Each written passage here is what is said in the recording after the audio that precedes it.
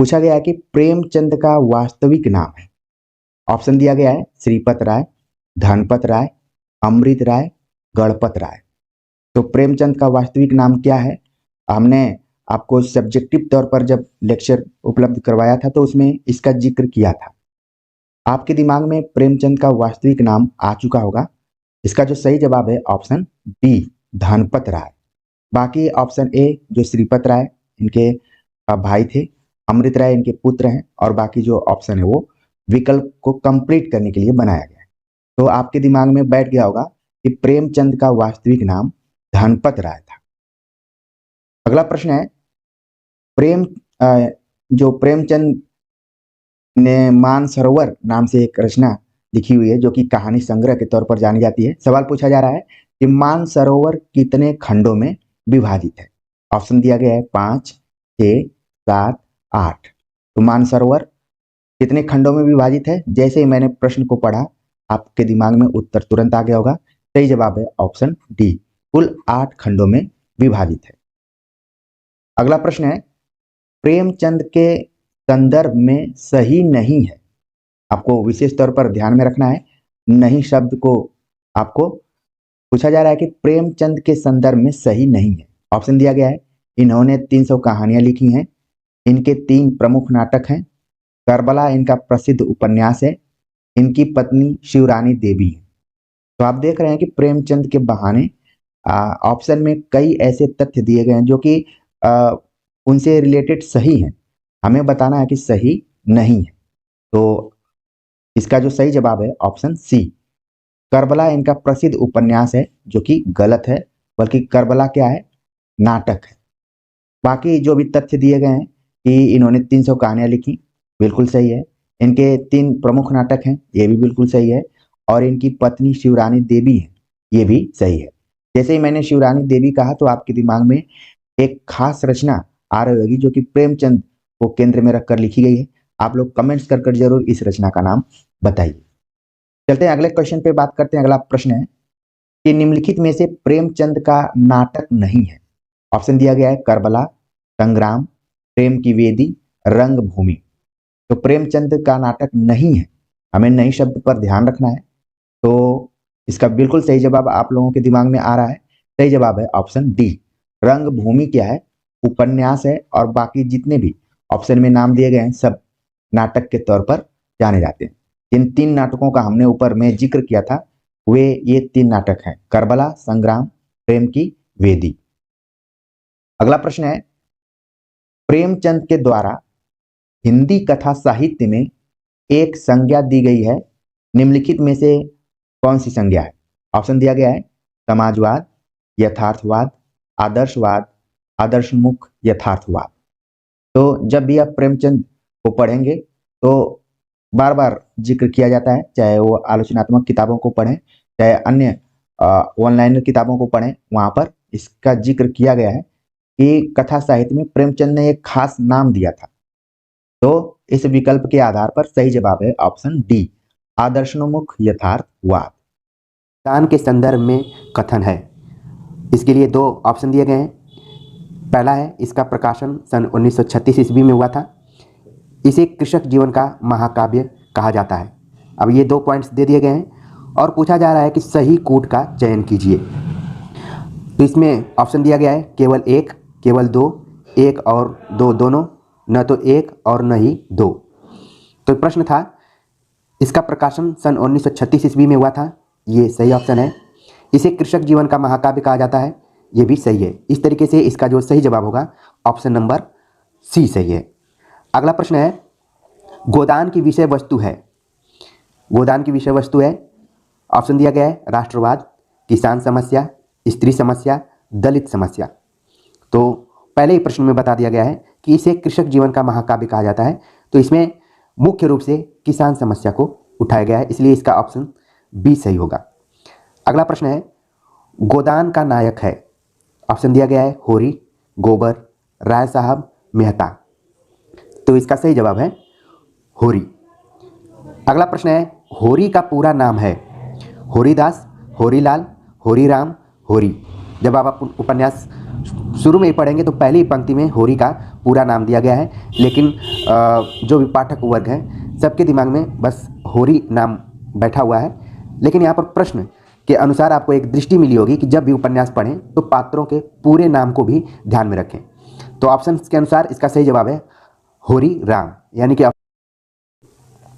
सी। अगला प्रश्न है, होरी के परिवार का सदस्य नहीं है। आप जानते हैं कि गोदान उपन्यास में समानांतर कई परिवारों की कहानियां चल रही हैं, ठीक है, उसमें होरी को ही केंद्र में रखा गया है। तो प्रश्न पूछा जा रहा है कि होरी का जो परिवार है उसमें कौन सा सदस्य नहीं है। ऑप्शन दिया गया है, पहला धनिया, सोना और रूपा, गोबर, हीरा और शोभा, मेहता, माता दिन और दाता दिन। अब प्रश्न के अनुसार हमें सही कूट का चयन करना है कि इसमें कौन सा कूट सही है। तो होरी के परिवार का सदस्य नहीं है, तो अब जो भी उपन्यास पढ़ा होगा तुरंत उसके दिमाग में आ गया होगा कि धनिया, सोना, रूपा हैं, गोबर, हीरा और शोभा ये भी हैं। ऑप्शन नंबर जो 3 है ये गलत है। तो इस तरीके से इसका जो सही जवाब होगा 1 और 2, ठीक है। तो जब भी उपन्यास पढ़िए तो कैसे प्रश्न बन सकते हैं उनको भी आप ध्यान में रख सकते हैं। अगला प्रश्न है, होरी किस प्रांत का रहने वाला है? अवध, बुंदेलखंड, बघेलखंड, उत्तराखंड। तो इसका जो सही जवाब है अवध। और जो गोदान की कथा वस्तु है उसको आधार बनाया गया है अवध के क्षेत्र का, ये पूरा स्टोरी है, कहानी है। अगला प्रश्न है, प्रेमचंद ने किन 2 गांवों को गोदान की कथा वस्तु बनाया है? बहुत ही मोस्ट इंपॉर्टेंट ये प्रश्न है, ठीक है। ऑप्शन दिया गया है, पांडेपुर और चौबेपुर, शिवपालगंज और गंगौली, बेलारी और सेमरी, सज्जनपुर और पांडेपुर। तो प्रेमचंद ने गोदान की कथा वस्तु बनाया है ऑप्शन सी, बेलारी और सेमरी, ठीक। अगला प्रश्न है, होरी किस गांव का रहने वाला है? होरी किस गांव का रहने वाला है? ऑप्शन दिया गया है, सेमरी, बेलारी, चौबेपुर, पांडेपुर। सही जवाब है होरी जो है वो बेलारी का रहने वाला है। अगला प्रश्न है, गोदान उपन्यास के जमींदार राय साहब का पूरा नाम है? अमरपाल सिंह, समरपाल सिंह, विजयपाल सिंह, अजयपाल सिंह। तो राय साहब का पूरा नाम है अमरपाल सिंह, ठीक है। अगला प्रश्न है, राय साहब किस गांव के थे, या फिर राय साहब किस गांव से थे? ऑप्शन दिया गया है, बेलारी, सेमरी, पांडेपुर, चौबेपुर। तो इसका जो सही जवाब है, राय साहब सेमरी के रहने वाले थे। और जब गोदान उपन्यास आप पढ़ेंगे तो एक वाक्य है कि होरी बेलारी गांव का रहने वाला था, जबकि अमरपाल सिंह यानी कि राय साहब सेमरी गांव के थे, ठीक है। अगला प्रश्न है, कोटेशन दिया गया है कि जब दूसरे के पांव तले अपनी गर्दन दबी हुई हो तो उन पांवों को सहलाने में ही कुशल है। यह कथन कौन किससे कहता है? ऑप्शन दिया गया है, होरी धनिया से, होरी गोबर से, धनिया होरी से, धनिया गोबर से। सही जवाब है होरी धनिया से इस बात को कहता है, ठीक है। अगला प्रश्न है, बेलारी और सेमरी गांव के बीच की दूरी कितनी है? ऑप्शन दिया गया है, 2 मील, 3 मील, 4 मील, 5 मील। तो इसका जो सही जवाब है कि बेलारी और सेमरी गांव के बीच की जो दूरी थी वो कुल 5 मील थी। अगला प्रश्न है, राय साहब के संदर्भ में कथन दिए गए हैं और उन कथनों पर हमें सही कूट के माध्यम से विचार करना है। तो क्या है? राय साहब के संदर्भ में कथन है, सत्याग्रह संग्राम में जेल गए थे, राष्ट्रवादी थे, साहित्य और संगीत प्रेमी थे, लेखक और निशानेबाज थे, ठीक है। जब गोदान उपन्यास आप पढ़ेंगे तो पूरी विशेषता राय साहब की प्रेमचंद ने प्रस्तुत कर दी है और उन्हीं पर आधारित यहाँ पर सवाल बनाया गया है। तो राय साहब क्या थे? ऑप्शन में ये 4 उनकी विशेषताओं को दिया गया है। अब हमें सही कूट का मिलान करना है कि इसमें से सही क्या है। तो इसका जो सही जवाब है ऑप्शन नंबर डी है, माने कि पहला, दूसरा, तीसरा जो भी इसमें दिया गया है सभी से संबंधित है राय साहब। वे संग्राम में जेल गए थे, राष्ट्रवादी थे, साहित्य और संगीत प्रेमी थे, लेखक और निशानेबाज थे, यानी कि चारों बातें सही हैं, ठीक है। लेकिन आपको तो इस अभ्यास प्रश्न पत्र के माध्यम से केवल एक दृष्टि दी जा रही है। हो सकता है कि परीक्षा में 1-2 ऑप्शन इसमें से कम कर दे और कुछ दूसरा दे दे और पूछे कि कौन सी विशेषता नहीं थी राय साहब की, ठीक है। तो उम्मीद है कि ये प्रैक्टिस सेट आप सभी को रुचिकर लग रहा होगा। कमेंट्स कर जरूर बताइए और हौसला बढ़ाइए कि इस तरीके के और प्रश्न पूछे जाएं। अन्य उपन्यासों और कहानियों, निबंधों, जितने भी टेक्स्ट लगे हुए हैं उन पर कोशिश रहेगी कि वीडियोज आएँ। अगला प्रश्न है काफ़ी इंटरेस्टिंग प्रश्न, राय साहब के 2 चचा थे जिनका जुड़ाव था। एक राधा के अनन्य उपासक थे और कवित्व की रचना की। दूसरे राम भक्त और फारसी भाषा में रामायण का अनुवाद किया। तीसरा ऑप्शन है कि एक कृष्ण भक्त थे, दूसरे सन्यासी थे। तो गोदान में प्रेमचंद ने राय साहब के दो चचा, उन्होंने इसी शब्द का ही प्रयोग किया है, इसलिए मैंने उठा लिया सीधे सीधे। बताया है कि उनके जो दोनों चचे हैं क्या क्या उनकी विशेषता रही है। ठीक है, तो उन्हीं कूट माध्यम के माध्यम से हमें इसको बताना है कि सही इसमें कौन बात है। तो जो उपन्यास पढ़े होंगे जिन लोगों ने, वो तुरंत इसका ऑप्शन बता देंगे कि उसमें से एक चचा थे जो राधा के अनन्य उपासक थे और कवित्व की रचना की थी, और दूसरे राम भक्त थे और फारसी भाषा में रामायण का अनुवाद किया था।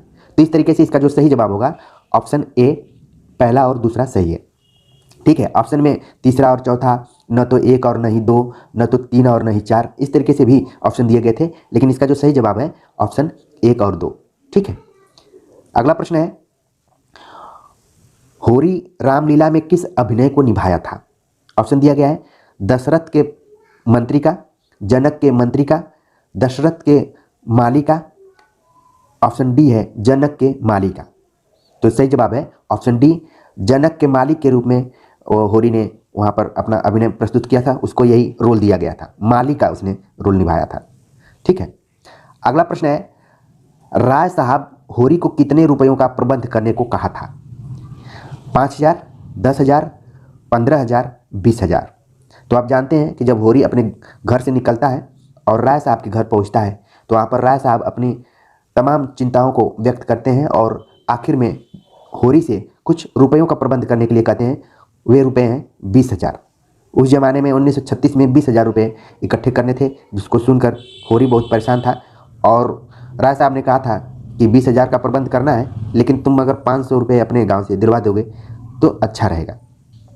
अगला प्रश्न है, होरी को किसने अपनी गाय दी थी? आप जानते हैं कि पूरे उपन्यास का जो मूल थीम है गोदान, वो एक किसान के मन में अभिलाषा है कि उसके द्वार पर एक गाय बंधी रहे। तो इसी क्रम में यह प्रश्न पूछा गया कि होरी को किसने अपनी गाय दी थी? ऑप्शन है हीरा, भोला, कामता, जंगी। तो इसका सही जवाब है भोला। और उपन्यास में आप देखेंगे होरी और भोला के बीच में जो संवाद है वो काफ़ी इंटरेस्टिंग है और ऐसा लगता है कि गांव एकदम उभर कर सामने आ गया है। अगला प्रश्न है, गोदान में उल्लिखित बिजली किस प्रकार का पत्र था? गोदान जब आप पढ़ेंगे तो इसमें बिजली पत्र का जिक्र किया जाता है, वो किस प्रकार का पत्र था? ऑप्शन दिया गया है दैनिक, साप्ताहिक, मासिक, पाक्षिक। तो इसका जो सही जवाब है दैनिक, बिजली दैनिक पत्र था। अगला प्रश्न है, बिजली के संपादक का नाम था? राय साहब, पंडित ओंकारनाथ, मेहता, मिस्टर खन्ना। इसका सही जवाब है जो बिजली के संपादक हैं पंडित ओंकारनाथ। ठीक है, अगला प्रश्न है, गोदान में वकील नामक पात्र का वास्तविक नाम है? गोदान में ढेर सारे पात्र हैं, ठीक है, क्योंकि यह एक ऐसा उपन्यास है जिसमें एक तरफ ग्रामीण कथा चलती है, दूसरी तरफ शहरी कथा चल रही है। तो वकील का जिक्र किया गया है इसमें, उसका वास्तविक नाम क्या है? ऑप्शन दिया गया है अमर सिंह, समर सिंह, श्याम बिहारी तनखा, राम बिहारी तनखा। सही जवाब है श्याम बिहारी तनखा। कई बार तनखा का जिक्र होता है बार बार, लेकिन इसका पूरा नाम है श्याम बिहारी तनखा। तो वकील कौन है? श्याम बिहारी तनखा। अगला प्रश्न है, मिस्टर मेहता किस विषय के प्रोफेसर थे? गोदान उपन्यास के बहुत ही फेमस पात्र मिस्टर मेहता किस विषय के प्रोफेसर थे? ऑप्शन दिया गया है समाजशास्त्र, मानव शास्त्र, दर्शन शास्त्र, हिंदी साहित्य। तो मिस्टर मेहता फिलॉसफी के प्रोफेसर थे, यानी कि दर्शन शास्त्र के प्रोफेसर थे। अगला प्रश्न है, गोदान के किस पात्र में प्रेमचंद की झलक दिखती है? बहुत ही मोस्ट इंपॉर्टेंट प्रश्न है ये। माना जाता है कि एक ऐसा पात्र है जो अपना विचार अभिव्यक्त करता है, वो उसका खुद का विचार नहीं है बल्कि प्रेमचंद का विचार है। तो वो कौन सा पात्र है? ऑप्शन दिया गया है होरी, मेहता, मिस्टर खन्ना, इनमें से कोई नहीं। तो इसका जो सही जवाब है मेहता, मिस्टर मेहता में प्रेमचंद का रूप दिखाई पड़ता है। अगला प्रश्न है, मालती पेशे से किस पद पर थी? आप जानते हैं गोदान जब भी पढ़ेंगे तो मिस्टर मेहता और मिस मालती के बीच में जो संवाद स्थापित हुए हैं, जो बातचीत है, वो काफ़ी इंटरेस्टिंग है। और वैसी बात तो मॉडर्न यानी कि आधुनिक युग में इस समय भी नहीं होती है, जब मेहता और मालती जैसे जैसे अपने तर्क वितर्क करते हैं। तो जब भी मेहता का नाम आता है अनायास मालती का नाम उससे जुड़ जाता है। तो अब जानने की ज़रूरत यह है कि मालती सही मायने में किस पेशे से थी। प्रोफेसर थे मेहता, लेकिन मालती क्या है? ऑप्शन दिया गया है प्रोफेसर, डॉक्टर, लेखक, संपादक। मालती डॉक्टर, पेशे से डॉक्टर थी और इंग्लैंड से पढ़ाई करके आई थी। अगला प्रश्न है, मेहता को किस संगठन की ओर से भाषण देना था? ऑप्शन दिया गया है सोसाइटी ऑफ सेमरी, progressive writer association, union of philosopher, women's league. Mehta को भाषण देना था वीमेंस लीग की तरफ से। हो सकता है फ्यूचर में इस तरीके से प्रश्न आ जाए। अगला प्रश्न है, मिस्टर खन्ना का पूरा नाम था। मिस्टर खन्ना का पूरा नाम क्या था? ऑप्शन दिया गया है सत्यप्रकाश खन्ना, सूर्य प्रकाश खन्ना, चंद्र प्रकाश खन्ना, जयप्रकाश खन्ना। तो इसका जो सही जवाब है चंद्र प्रकाश खन्ना। मिस्टर खन्ना का पूरा नाम चंद्र प्रकाश खन्ना था। अगला प्रश्न है, निम्नलिखित में से सुमेलित नहीं है। ऑप्शन दिया गया होरी धनिया, गोबर झुनिया, दाता दिन सिलिया, हीरा पुनिया। तो आप प्रश्न की प्रकृति को समझ गए होंगे कि इसमें स्त्री पुरुष संबंधों के बारे में चर्चा की गई है। तो इसका सुमेलित नहीं है, सही जवाब है दाता दिन सिलिया। यहाँ पर क्या होना चाहिए था? माता दिन होना चाहिए था। ठीक है, तो इस तरीके से इसका सही जवाब है ऑप्शन नंबर सी। अगला प्रश्न है, संपत्ति और सहृदयता में बैर है। हम भी दान देते हैं, धर्म करते हैं, लेकिन जानते हो क्यों? केवल अपने बराबर वालों को नीचा दिखाने के लिए। हमारा दान और धर्म कोरा अहंकार, विशुद्ध अहंकार है। यह कथन किसका है? ऑप्शन दिया गया है होरी गोबर से, राय साहब होरी से, मेहता होरी से, ठीक है, और मेहता मालती से। तो इसका जो सही जवाब है राय साहब होरी से इस बात को कहते हैं कि संपत्ति और सहृदयता में बैर है। हम भी दान देते हैं, धर्म करते हैं, लेकिन जानते हो क्यों करते हैं? केवल अपने बराबर वालों को नीचा दिखाने के लिए। हमारा दान और धर्म कोरा अहंकार है, विशुद्ध अहंकार है। ये बात वर्तमान समय में भी काफ़ी प्रासंगिक लगती है। ध्यान में रखिए कि ये बात राय साहब होरी से कह रहे हैं। अगला प्रश्न है, हमारी गर्दन दूसरों के पैरों के तले दबी हुई है, अकड़कर निबाह नहीं हो सकता। ये कथन कौन किससे कह रहा है? ऑप्शन दिया गया होरी गोबर से, होरी धनिया से, मेहता मालती से, खन्ना गोविंदी से। इसी से संबंधित एक प्रश्न आया हुआ था पहले कि अगर गर्दन पाँव के तले दबी हो तो उसे सहलाने में ही कुशल है। कुछ वैसे ही मिलता जुलता यहाँ पर एक वाक्य आया हुआ है, इसलिए कन्फ्यूजन हो जाता है। तो इसका जो सही जवाब है होरी गोबर से बात कर रहा है, वहाँ पर होरी धनिया से बात करता है, लेकिन यहाँ पर सही जवाब है ऑप्शन नंबर ए। अगला प्रश्न है, भिक्षुक जब तक 10 द्वारे न जाए उसका पेट कैसे भरेगा? मैं ऐसे भिक्षुकों को मुंह नहीं लगाती, ऐसे तो गली गली मिलते हैं, पर भिक्षुक देता क्या है? आशीष, आशीषों से तो किसी का पेट नहीं भरता। यह कथन कौन किससे कह रहा है? यह मुख्य प्रश्न है। ऑप्शन दिया गया है होरी धनिया से, झुनिया गोबर से, सिलिया माता दिन से, धनिया झुनिया से। ठीक है, तो इसका जो सही जवाब है ऑप्शन बी, झुनिया गोबर से ये बात कह रही है। कोटेशन बहुत सारे हैं उपन्यास में, अगर आप लोग हौसला बढ़ाएंगे और कमेंट्स कर बताएंगे तो इस पर एक और वीडियो हम ला सकते हैं। अभी मेरी कोशिश थी कि गोदान उपन्यास की कथा वस्तु, उसके मुख्य पात्रों से आपका परिचय हो, ताकि जब आप दोबारा उपन्यास पढ़ें तो इस दृष्टि से पढ़ें कि कोई भी एंगल से आपका प्रश्न आए तो आप उसका उत्तर दे सकें। अगला प्रश्न है, होरी के पास कितनी जमीन थी? ऑप्शन दिया गया है 2 बीघा, 3 बीघा, 4 बीघा, 5 बीघा। होरी के पास कुल 5 बीघा जमीन थी। अगला प्रश्न है, मालती की बहनें हैं, जो मिस मालती हैं उनकी 2 बहनें और हैं, उनका नाम पूछा गया है। ऑप्शन दिया गया है सोना व रूपा, सरोज व वरदा, सरोज व गोविंदी, झुनिया व सिलिया। तो मालती की जो बहनें हैं सरोज और वरदा। ऑप्शन अगला प्रश्न है, गोबर घर से भागकर किस शहर गया था? बड़ा ही इंटरेस्टिंग प्रश्न। ऑप्शन दिया गया गोरखपुर, लखनऊ, वाराणसी, इलाहाबाद। तो गोबर कहाँ गया था भागकर? सही जवाब है लखनऊ। अगला प्रश्न है, शहर में गोबर को कौन सा काम मिला था? आप जब उपन्यास पढ़ेंगे तो गोबर हमेशा होरी से तर्क वितर्क करता है। वो किसानी छोड़ने के पक्ष में रहता है, उसको लगता है कि किसानी में कुछ रखा नहीं, इससे बढ़िया तो हम मजदूरी करके रहेंगे, रोज काम करेंगे और रोज उसका पैसा मिलेगा तो जीवन यापन होता रहेगा। और किसानी में क्या है कि ऋण की समस्या बनी हुई है, ऋणग्रस्त किसान हमेशा तनाव में चल रहा है। तो शहर में जब वो भागकर गया, शहर का नाम मैंने बता दिया कि लखनऊ था। अब बहुत ही इंपॉर्टेंट प्रश्न कि गोबर को कौन सा काम मिला था? ऑप्शन दिया गया है कबड्डी खेलने का, फुटबॉल खेलने का, पौधे सींचने का, ठेकेदारी का। तो सही जवाब है पौधे सींचने का काम उसको मिला था, ऑप्शन सी सही है। अगला प्रश्न है, निम्नलिखित में से किस स्त्री पात्र को कविता लिखने का शौक था? गोदान उपन्यास में एक ऐसी स्त्री पात्र है जो कि कविता लिखने में रुचि रखती है, उसका नाम बताना हमें। ऑप्शन दिया गया है मालती, मिसेज खन्ना, सरोज, वरदा। सही जवाब है मिसेज खन्ना। अगला प्रश्न है, गोदान के किस प्रसंग को आलोचकों ने दलित विमर्श से जोड़ा है? ऑप्शन दिया गया है मेहता मालती, गोबर झुनिया, माता दिन सीलिया, दाता दिन सीलिया। तो इसका जो सही जवाब है ऑप्शन सी, माता दिन और सीलिया के प्रसंग को जो भी हिंदी के आलोचक रहे हैं वो सब इसको दलित विमर्श से जोड़कर देखते हैं कि पहली बार ब्राह्मणवादी व्यवस्था के विरोध में दलितों ने आवाज़ उठाई थी, और जैसा कि आप जानते हैं कि मुंह में हड्डी डाल दी गई थी। ठीक है, तो इन सारी चीज़ों को आप अच्छे से जान रहे हैं। गोदान उपन्यास एक ऐसा उपन्यास है कि लगभग सभी पाठक उसको पढ़े रहते हैं, और कॉलेजों विश्वविद्यालयों में खूब मन लगाकर इस उपन्यास को पढ़ाया भी जाता है।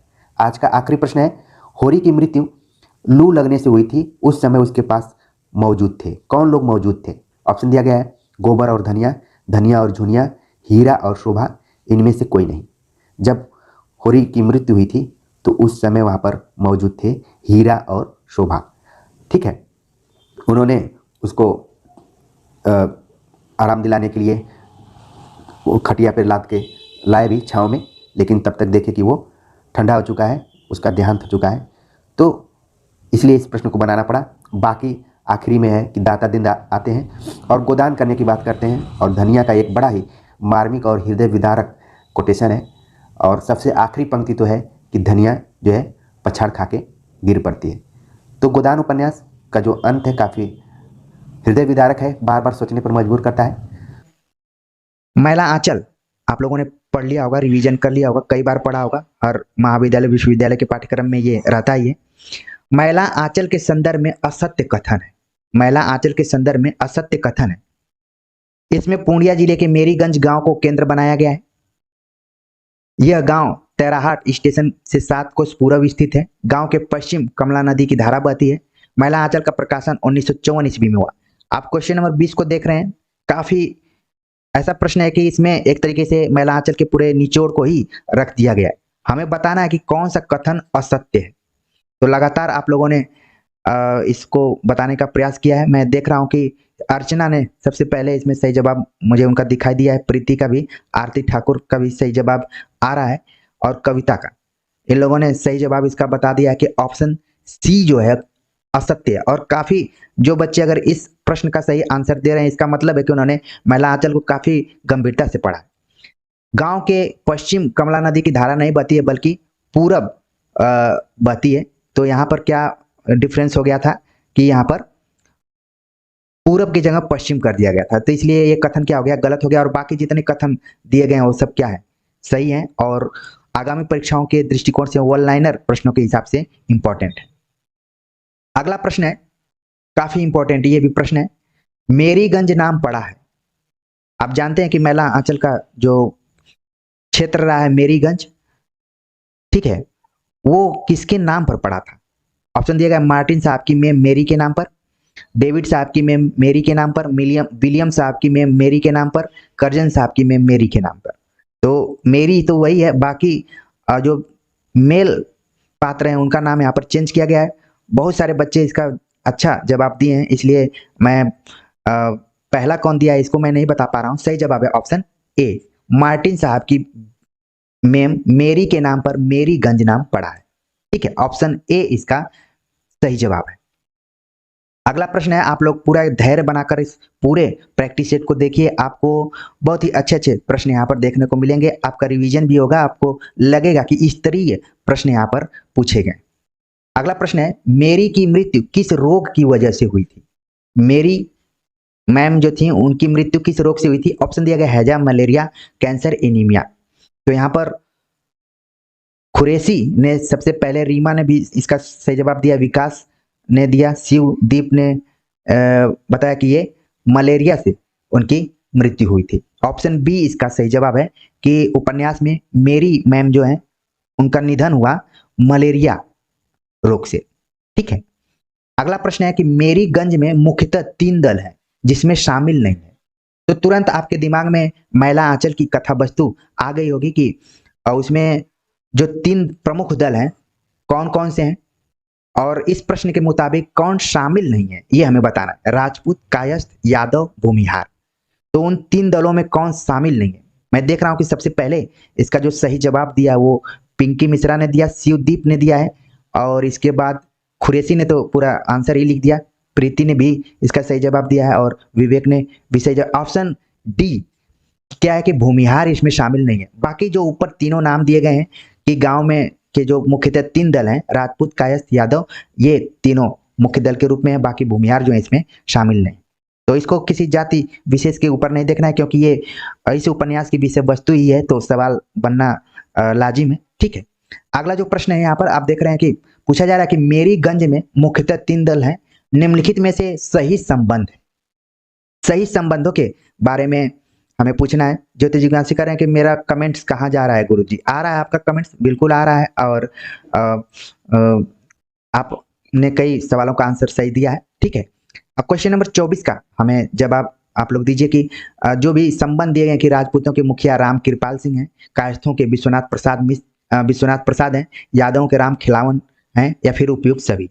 तो इसमें से हमें बताना कि सही संबंध।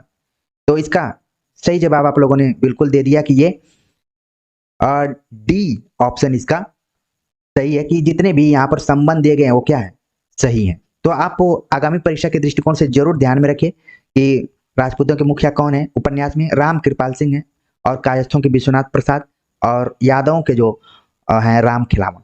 तो यहाँ पर संबंधों को तो ध्यान में रखना है। बाकी ये पात्र के रूप में भी अगर कभी परीक्षा में पूछ लिया जाए तो इसको भी आपको ध्यान में रखना है कि ये सब मैला आंचल से जुड़े हुए पात्र हैं।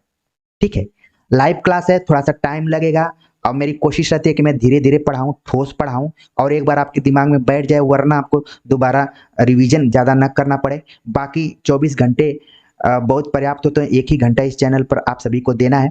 तो मेरी विचारों से और मेरी बातों से आप सभी सहमत होंगे कि धीरे धीरे पढ़ें, ठोस पढ़ें और एकदम से क्लियर पढ़ें। ठीक है, चलिए अगले क्वेश्चन पे हम बात करते हैं। अगला प्रश्न है, बड़ा ही इंटरेस्टिंग ये प्रश्न है और डीपली पूछा गया कि मेरीगंज गांव में युवकों में पढ़ने वालों की संख्या कुल कितनी है। जब आप उपन्यास पढ़ेंगे मैला आंचल तो उसमें फणीश्वरनाथ रेणु ने बताया है कि पढ़े लिखे लोगों की संख्या उसमें कितनी है। ठीक है, ऑप्शन दिया गया 15, 16, 17, 18। तो लगातार अंकों का यहाँ पर दे दिया गया है और क्योंकि ये उपन्यास उस जमाने का लिखा गया सन 1954 ईस्वी के आसपास में और वर्तमान समय सन 2022 चला है, तो जमीन आसमान का अंतर रहा होगा साक्षरता के क्रम में। तो पढ़ने वालों की संख्या कुल कितनी थी? आप लोगों ने अपने हिसाब से इसका आंसर जरूर देना शुरू कर दिया है, लेकिन इसका जो सही जवाब है ऑप्शन ए 15 लोगों की संख्या थी। ठीक है, ऑप्शन ए इसका सही जवाब है 15। अगला जो प्रश्न है पूछा जा रहा है कि निम्नलिखित में से सुमेलित नहीं है। निम्नलिखित में से सुमेलित नहीं है। कांग्रेसी कार्यकर्ता बालदेव है, तहसीलदार विश्वनाथ प्रसाद हैं, सोशलिस्ट पार्टी कालीचरण जुड़े हुए हैं, अंबेडकरवादी हैं बावन दास। तो इसमें से हमें बताना कि सुमेलित नहीं है। कुछ बच्चे पूछ रहे हैं कि पेपर कब होने की संभावना है। जहां तक मुझे लग रहा है कि 15 जून के बाद हो सकता है, क्योंकि डेट बढ़ा दी गई है तो थोड़ा सा हो सकता है कि डिले हो जाए। बाकी आप जानते हैं कि ट्वीट के माध्यम से और नोटिफिकेशन के माध्यम से यही है कि सेकेंड वीक में होने के चांसेस हैं। और आप लोगों ने बातों में इसका बिल्कुल सही जवाब बता दिया है कि इसमें से सुमेलित नहीं है। तो देखिए ऑप्शन ए सुमेलित है। बालदेव जो है कांग्रेसी कार्यकर्ता है, विश्वनाथ प्रसाद तहसीलदार हैं, जानते ही आप, और कालीचरण जो है सोशलिस्ट पार्टी से जुड़े हुए हैं, और अंबेडकरवादी बावन दास नहीं है। बावन दास क्या है यहाँ पर? गांधीवादी है। ठीक है, जब भी आपसे सवाल पूछा जाए तो तुरंत आपके दिमाग में इन पात्रों का जुड़ाव जिस चीज से जरूर आना चाहिए। हालांकि कई बार हम उपन्यासों को पढ़ते हैं लेकिन चीजें नहीं समझ में आती हैं। इस तरीके के प्रैक्टिस सेट को जब हम हल करते हैं और जब दोबारा आप पढ़ेंगे तो आपको ज्यादा टाइम नहीं लगेगा पढ़ने में। ठीक है ना, तो इसलिए सही जगह पर सही टाइम का उपयोग करेंगे तो आपको बहुत फायदा होगा। चलिए चलते हैं अगले क्वेश्चन पे बात करते हैं। पूछा जा रहा है कि प्रश्न है कि इसमें फूल भी हैं, शूल भी हैं, धूल भी हैं, गुलाब भी हैं, कीचड़ भी है, चंदन भी है, सुंदरता भी है, कुरूपता भी है, मैं किसी से दामन बचाकर निकल नहीं पाया। यह कथन किस उपन्यास की भूमिका से लिया गया है? ठीक है, किस उपन्यास की भूमिका से ये लिया गया है? और आप लोगों ने बिल्कुल इसका सही जवाब बता दिया है। नंबर 1 किसका जवाब आया है, नाम लेना काफी कठिन है। आप लोगों ने बताया कि मैला आंचल की ये भूमिका से लिया गया है। ये भी प्रश्न कई बार परीक्षाओं में आ चुका है, और जब मैं कई बार बोलता हूं तो कुछ हमारे स्टूडेंट हैं जो कि चिढ़ जाते हैं कि इनका हर प्रश्न कई बार परीक्षाओं में आ रहता है। तो जाहिर सी बात है कि जो प्रश्न ज्यादा बार आया है उसके बारे में मैं जरूर बताऊंगा। ठीक है, चलिए अगले क्वेश्चन पे बात करते हैं। अगला प्रश्न काफी ये भी अच्छा है। पूछा जा रहा है कि मेरीगंज बिहार के किस जिले का गांव है? मेरीगंज के बारे में हम लगातार प्रश्नों में चर्चा कर रहे हैं, और यहां पर पूछा जा रहा है कि बिहार के किस जिले का गांव है? दरभंगा, पटना, पूर्णिया, छपरा। आप लोगों ने बिल्कुल इसका सही जवाब देना शुरू कर दिया, तो सही जवाब हो गया पूर्णिया। अगला प्रश्न है, मैला आंचल के किस पात्र को तहसीलदार का रोटिया गवाह कहा गया है? ये प्रश्न सीजीपीएससी के एग्जाम में आ चुका है, तो आपको एक दृष्टि मिली होगी इस प्रश्न के माध्यम से कि जब दोबारा आप पढ़ें तो इस तरीके की चीजों को भी ध्यान में रखें। ऐसे भी प्रश्न परीक्षाओं में कई बार पूछे जाते हैं कि मैला आंचल के किस पात्र को तहसीलदार का रोटिया गवाह कहा गया? ऑप्शन दिया गया है सुमिरत दास, कालीचरण, बालदेव, राम कृपाल सिंह। तो किसको कहा गया है? कई बच्चे कह रहे हैं कि नहीं पता है, तो प्रैक्टिस सेट इसीलिए आप सभी को कराया जा रहा है कि चीजें मालूम हो। चलिए ठीक है, आप लोगों ने प्रयास किया। इसका जो सही जवाब है ऑप्शन सुमिरत दास को कहा गया है तहसीलदार का रोटिया गवाह। इसको अपने नोटबुक पर बिल्कुल आप लोग ध्यान में रख लीजिए। चलिए अगले क्वेश्चन पे बात करते हैं। अगला जो प्रश्न है, पूछा जा रहा है कि मैला आंचल का सर्वाधिक अकर्मक पात्र कौन सा है? मैला आंचल अगर अच्छे से आप लोगों ने पढ़ा होगा तो इसको तुरंत आप बताएंगे। ये भी प्रश्न आपको CGPSC Chhattisgarh public service commission में आ चुका है कि मैला आंचल का सर्वाधिक अकर्मक पात्र कौन सा है? ऑप्शन दिया गया प्रशांत, बालदेव, बावन दास, लक्ष्मी। ठीक है, तो इसका जो सही जवाब है, सारे बच्चे अपने हिसाब से दे रहे हैं, इसका सही जवाब है ऑप्शन बी, बालदेव को सर्वाधिक अकर्मक पात्र के रूप में देखा जाता है। ऑप्शन बी इसका सही जवाब है क्वेश्चन नंबर 31 का। अगला प्रश्न है, मैला आंचल में वर्णित कौन सी घटना प्रतीकात्मक है? मैला आंचल उपन्यास में वर्णित कौन सी घटना प्रतीकात्मक है? वस्त्रहीन खड़ी लक्ष्मी का रोना, बावन दास की हत्या होना, बालदेव का महंत बन जाना, नागा बाबा को पीटा जाना। तो इसमें हमें बताना है कि कौन सी घटना जो है कि प्रतीकात्मक रूप में ली गई है, प्रतीकार्थ के रूप में ली गई है। ठीक है, तो इसका जो सही जवाब है ऑप्शन बी, बावन दास की हत्या होना क्या है? प्रतीकात्मक रूप में है। ठीक है,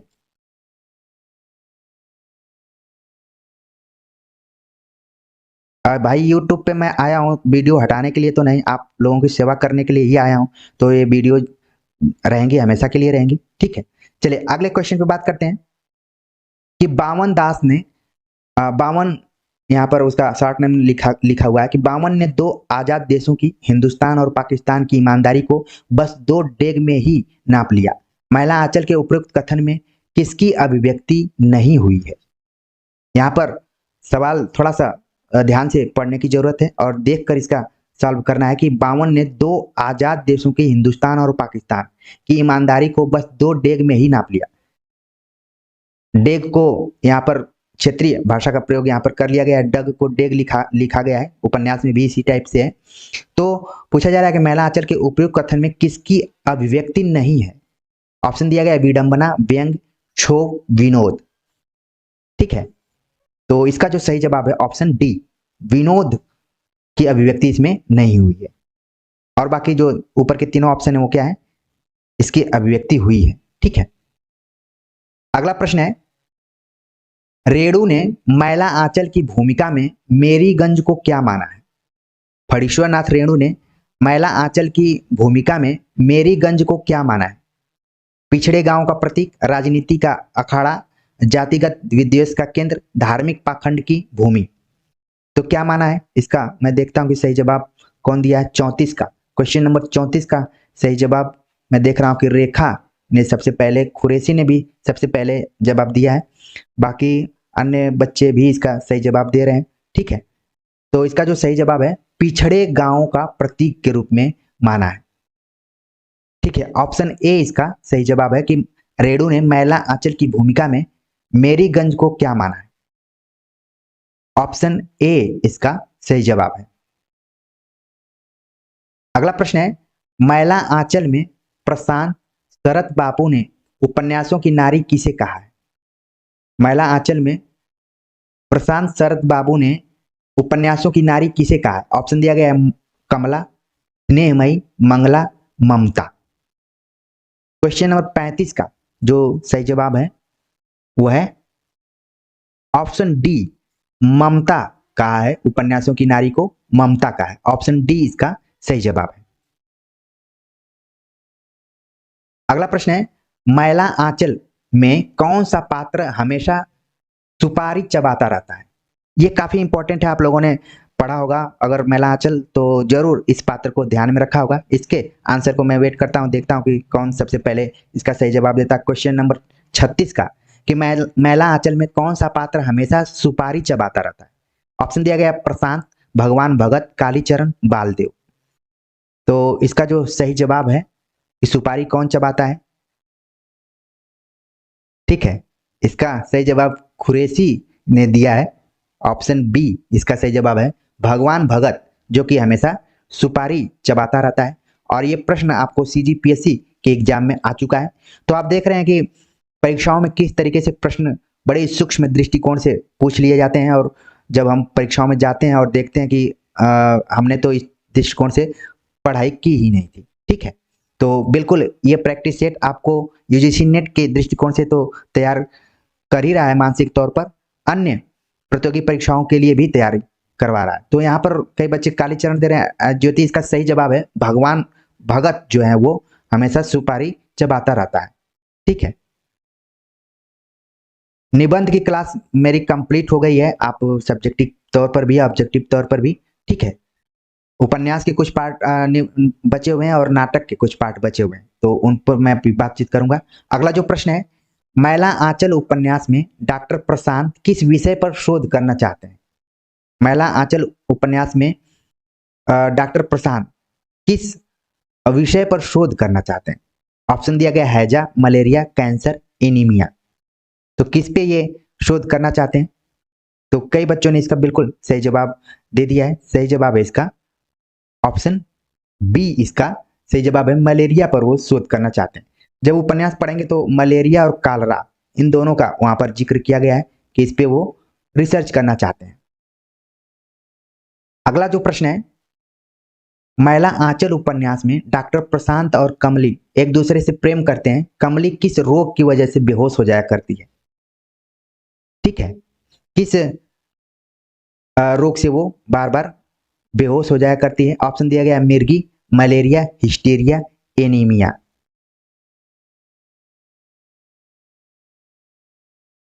ठीक है, तो आप लोगों ने बिल्कुल इसका सही जवाब दिया कि उसको हिस्टीरिया की वजह से बार बार बेहोशी आ जाती है। ऑप्शन सी इसका सही जवाब है। अगला प्रश्न है, गरीबी और जहालत इस रोग के दो कीटाणु हैं। ये जो कथन है कई बार परीक्षाओं में पूछा जा चुका है, किसका कथन है। ऑप्शन दिया गया बामन दास, कालीचरण, डॉक्टर प्रशांत, कमली। तो गरीबी और जहालत इस रोग के दो कीटाणु हैं, किसका ये कहना है। तो सही जवाब यहाँ पर 39 का तुलसी देवांगन ने सबसे पहले दिया है, फिर रेखा, आरती, प्रीति बच्चों ने देना शुरू किया, शत्रुघ्न, ठीक है। तो इसका जो सही जवाब हो गया ऑप्शन सी, डॉक्टर प्रशांत का ये कोटेशन है। ज्योति ने भी दिया है। चलिए आगे बात करते हैं। दिल वह मंदिर है जिसमें आदमी के अंदर का देवता वास करता है। दिल वह मंदिर है जिसमें आदमी के अंदर का देवता वास करता है, किसका कथन है। वास ये जो निवास शब्द बना हुआ उसके लिए है। कई बार वास सब वॉशिंग सफाई के लिए प्रयुक्त हो जाता है। आजकल अंग्रेजी का दौर ज्यादा चल रहा है, ठीक है। तो यहाँ पर हमें बताना कि दिल वह मंदिर है जिसमें आदमी के अंदर का देवता वास करता है, किसका कथन है। ऑप्शन दिया गया बामन दास, कालीचरण, डॉक्टर प्रशांत, कमली। तो इसका भी सही जवाब आप लोगों ने बिल्कुल सही दिया है कि ऑप्शन सी, डॉक्टर प्रशांत का ही ये कथन है, ठीक है। अगला प्रश्न है, मैं प्यार की खेती करना चाहता हूँ, आंसू से भीगी हुई धरती पर प्यार के पौधे लहराएंगे, मैं साधना करूंगा ग्रामवासिनी भारत माता के मैले आंचल तले। किसका कथन है? ऑप्शन दिया गया है बावन दास, विश्वनाथ, डॉक्टर प्रशांत, कमली। कमली को कई जगह कमला भी लिखा जाता है, तो इसको ध्यान में रखना है। ये प्रमुख नायिका के रूप में है, पात्र स्त्री पात्रों में देखा जाए तो ये जो कोटेशन है आप लोगों ने बिल्कुल इसका सही जवाब बताया कि डॉक्टर प्रशांत इसका सही जवाब है। अगला प्रश्न है, कांग्रेस तो खिचड़ी पार्टी है, इसमें जमींदार हैं, सेठ लोग हैं और पासंग मारने के लिए थोड़ा किसान मजदूरों को भी मेंबर बना लिया जाता है। किसका कथन है? बावन दास, विश्वनाथ, डॉक्टर प्रशांत, बालदेव। तो 1954 का ये उपन्यास लिखा गया है, तो कम से कम 7-8 साल पहले का जो भी पृष्ठभूमि रही होगी उसको आधार बनाकर लिखा गया है। ठीक है, तो इसका जो सही जवाब हो गया ऑप्शन डी इसका सही जवाब है, बालदेव इस कथन को कहता है।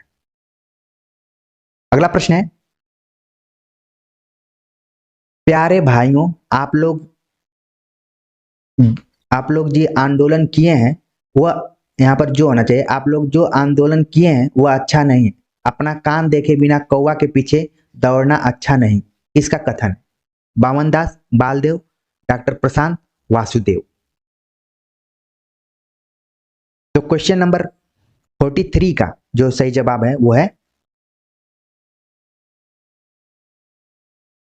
सही जवाब है इसका ऑप्शन बी, बालदेव। महिला आंचल के मुख्य पात्र को लेकर काफी डिबेट रहा है आलोचकों में। कुछ लोगों ने कहा कि इसका नायक महिला आंचल ही है। ठीक है, तो अलग अलग आलोचकों के अलग अलग दृष्टिकोण रहे हैं, लेकिन जब पात्रों के दृष्टिकोण से देखेंगे तो उसमें प्रशांत और कमली का नाम सबसे पहले आएगा और बाकी जो उसके पात्र हैं सहायक के रूप में। ठीक है, तो इस दृष्टिकोण से भी चीजों को देखना है। आगे बात करते हैं। अगला प्रश्न है कि कोई रिसर्च कभी असफल नहीं होता, डॉक्टर तुमने कम से कम मिट्टी को तो पहचाना है, मिट्टी और मनुष्य से मोहब्बत छोटी बात नहीं। इसका कथन है, ये कथन काफी अर्थ प्रदान करने वाला है कि कोई रिसर्च कभी असफल नहीं होता, डॉक्टर तुमने कम से कम मिट्टी को तो पहचाना है, मिट्टी और मनुष्य से मोहब्बत छोटी बात नहीं। किसका कथन है? ऑप्शन है विश्वनाथ, बालदेव, ममता, कमली। तो इसका जो सही जवाब है क्वेश्चन नंबर 44 का जो सही जवाब है, इसको देखकर आप लोग इसका सही जवाब दीजिए। अभी तक जो मुझे सही जवाब यहाँ पर दिख रहा है क्वेश्चन नंबर 44 का, वो रेखा ने अभी तक दिया है, फिर रितु चौहान का आ रहा है। ये कोटेशन है ममता। आप जानते हैं कि कमली के साथ साथ प्रशांत ममता से भी उनका परिचय है, तो ये दो पात्र यहाँ पर हैं जो पढ़ी लिखी में आ जाती हैं। सही जवाब है ऑप्शन सी इसका सही जवाब है। अगला प्रश्न है, मैला आंचल में नई चीज है लोक संस्कृति का वर्णन, लोक गीतों लोक नृत्यों के वर्णन द्वारा लेखक ने एक अंचल विशेष की संस्कृति का चित्र अंकित किया है। किसका कथन है? ऑप्शन दिया गया है नामवर सिंह, गोपाल राय, नगेंद्र, रामविलास शर्मा। तो ये जो कोटेशन है कि लोक संस्कृति का वर्णन है मैला आंचल में, किसके द्वारा कहा गया है? ठीक है, तो इसका जो सही जवाब है क्वेश्चन नंबर 45 का जो सही जवाब है ऑप्शन डी, रामविलास शर्मा ने इस बात को कहा है। ऑप्शन डी इसका सही जवाब है।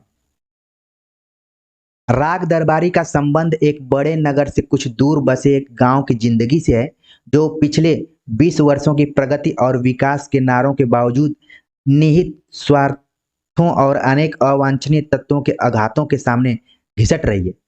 यह उसकी जिंदगी का दस्तावेज है। यह किसका कथन है? नामवर सिंह, गोपाल राय, श्रीलाल शुक्ल, रामविलास शर्मा। तो प्रीतेश ने इसका अभी तक मुझे देख रहा हूं मैं सही जवाब दिया है, और रेखा ने भी सही जवाब दिया है, वैशाली ने सही जवाब दिया है। इसका सही जवाब है ऑप्शन सी, श्रीलाल शुक्ल अपनी भूमिका में इस चीज को लिखते हैं, ठीक वैसे जैसे रेडू ने मैला आंचल की भूमिका में लिखा है और वो भी परीक्षाओं में पूछे जाते रहे, यहाँ पर भी वैसे ही कोटेशन को उठाया गया है। ऑप्शन सी इसका सही जवाब है। अगला प्रश्न है, राग दरबारी के संदर्भ में असत्य है, राग दरबारी के संदर्भ में असत्य है। तो इस तरीके के प्रश्नों को देखने के साथ ही जो ऑप्शन दिए रहते हैं उसको ध्यान से पढ़ना है। राग दरबारी उपन्यास का प्रकाशन 1968 ईस्वी में हुआ। इस पर साहित्य अकादमी पुरस्कार प्राप्त हुआ। राग दरबारी उपन्यास रिपोर्टाज शैली में रचित है। इसकी कथा वस्तु मोहनलाल गंज टाउन एरिया पर आधारित है। अनिल कुमार लिख रहे हैं कि ये सब क्वेश्चन मैं पहली बार देख रहा हूँ, क्वेश्चन नहीं आ रहा है सर।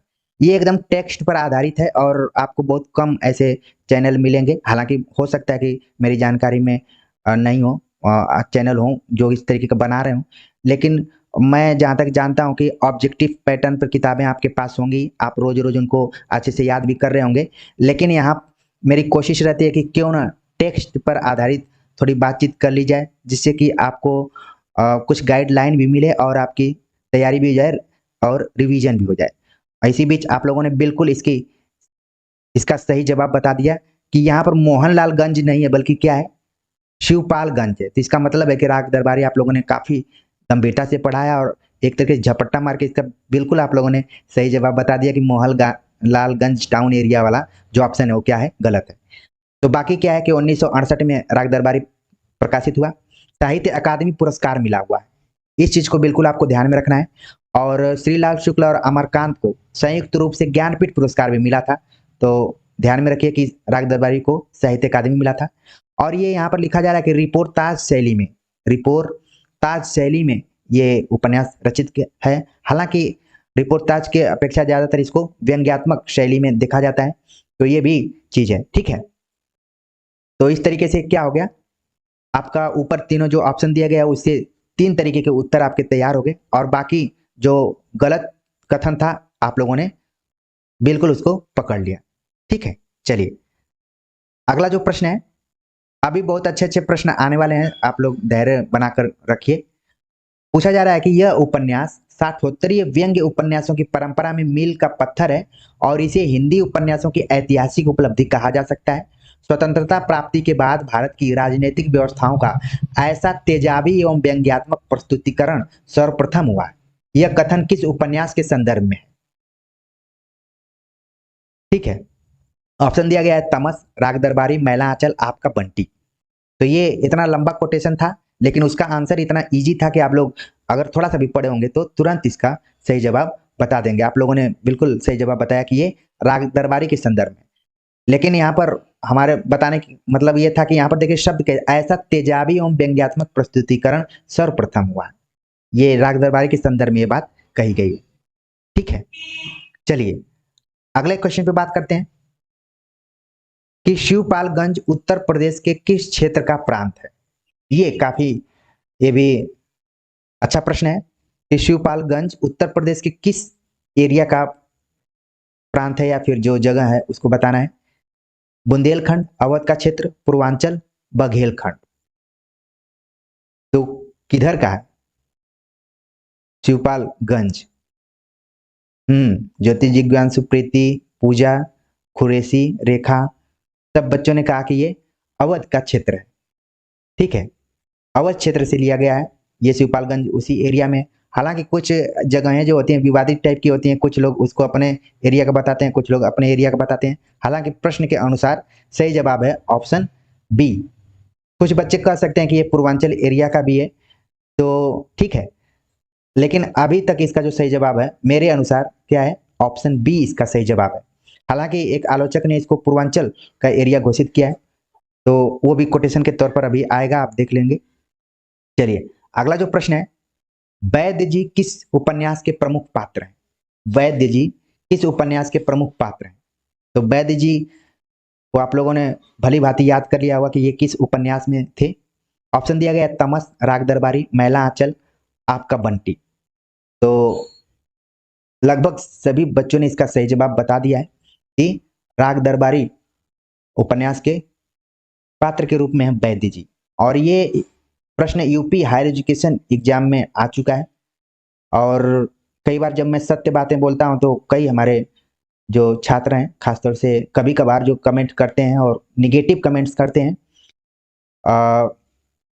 उनके लिए मैं बता दूं कि जब एग्जाम यूपी हायर एजुकेशन का होने वाला था उसके 1 सप्ताह पहले मैंने कम्युनिटी बॉक्स में प्रश्न पूछा था कि वैद्य जी किस उपन्यास के पात्र हैं, और हूबहू यही प्रश्न यूपी हायर एजुकेशन में आ गया था। ठीक है, लक बाई चांस आया था, ऐसा मैं नहीं कह सकता हूँ कि मैं ही सब कुछ जानता हूँ। ठीक है, चलिए अगला जो प्रश्न है पूछा जा रहा है कि वैद्य जी के भांजे रंगनाथ किस विषय में शोध कार्य कर रहे हैं। उपन्यास में रंगनाथ जो कि वैद्य जी के क्या है, भांजे हैं, यानी कि मामा है वैद्य जी उनके, तो किस विषय में वो रिसर्च कर रहे हैं। ठीक है, किस विषय में रिसर्च कर रहे हैं। ऑप्शन दिया गया हिंदी, इतिहास, समाजशास्त्र, राजनीति विज्ञान। ठीक है, तो रंगनाथ किस में करते हैं, बिल्कुल आप लोगों ने सही जवाब दिया कि इतिहास विषय में वो रिसर्च कर रहे हैं। और वैद्य जी उनके मामा हैं, वो अपने मामा के घर गए हुए हैं। और उपन्यास तो ऐसा है कि एक बैठक में आप चाहें तो उसको खत्म कर सकते हैं, इतना इंटरेस्टिंग उपन्यास है। चलिए अगला प्रश्न है, आप लोगों के बिल्कुल मैलांचल सॉरी राग दरबारी कितने गंभीरता से पढ़े हैं उसकी जांच करने के लिए प्रश्न है कि राग दरबारी उपन्यास में वैद्य जी के दवा खाने का यह विज्ञापन था, मतलब जो भी विज्ञापन दिया गया था उसका शीर्षक क्या है। दवा खाने का विज्ञापन जो दिया गया था उसका शीर्षक क्या है। जीवन से निराश युवकों के लिए आशा का संदेश, जल ही जीवन है, हम दो हमारे दो, दो बच्चे हैं मीठी खीर उससे ज्यादा बवासीर।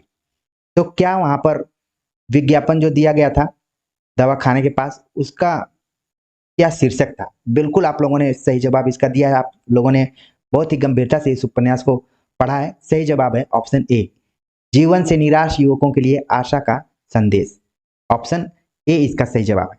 बहुत अच्छा लगा इसका जवाब आप लोगों ने दिया। अगला प्रश्न है कि शिवपालगंज में जो कॉलेज है उसका नाम क्या है। शिवपालगंज में जो कॉलेज है, उपन्यास में जो कॉलेज आया हुआ है उसका नाम क्या है। ऑप्शन दिया गया छंगा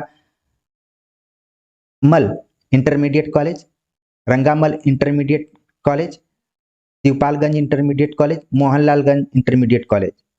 तो इसका भी आप लोगों ने बिल्कुल सही जवाब दे दिया कि छंगामल इंटर कॉलेज इसका नाम है। ऑप्शन ए इसका सही जवाब है। तो इस तरीके के प्रश्न आएंगे तो पूरी उम्मीद है कि आप लोग सही कर लेंगे। हालांकि प्रैक्टिस सेट है तो ये सारे प्रश्न आपको पूछने जरूरी हैं ताकि आपका रिवीजन भी हो जाए और कॉन्फिडेंस भी बूस्टअप हो।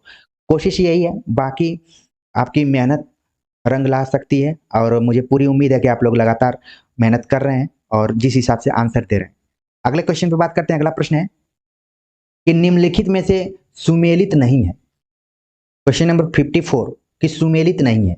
मास्टर मोतीराम विज्ञान अध्यापक, खन्ना मास्टर इतिहास के लेक्चरर, वैद्य जी कोऑपरेटिव यूनियन के मैनेजिंग डायरेक्टर, रंगनाथ प्रोफेसर। तो इसमें से सुमेलित नहीं है, हमें इस चीज को बताना है। तो बिल्कुल आप लोगों ने सही जवाब देना शुरू कर दिया है। प्रीति वैशाली, तृप्ति, प्राध्यापक नीलम बाधवानी, बालकृष्ण सिंह, तुलसी, सब बच्चों ने बता दिया कि रंगनाथ क्या है। ये वाला ऑप्शन जो क्या है सुमेलित नहीं है। बाकी आप ध्यान में रखिए, हो सकता है पूछ लिया जाए कि मास्टर मोतीराम किस विषय के अध्यापक थे, खन्ना मास्टर किस विषय के लेक्चरर थे और कोऑपरेटिव मैनेजिंग डायरेक्टर कौन था। तो देखने में ये एक प्रश्न लग रहा है लेकिन इसमें कई प्रश्न छिपे हुए हैं। और रंगनाथ जो क्या है वो शोधार्थी हैं, रिसर्च कर रहे हैं हिस्ट्री विषय में। तो ये क्या हो गया, ऑप्शन यहाँ पर गलत हो गया। अगला जो प्रश्न है वैद्य जी के बेटे के रूप में है। आप जब उपन्यास पढ़ेंगे तो वैद्य जी के बच्चों के बारे में, बेटों के बारे में जिक्र श्रीलाल शुक्ल ने किया है।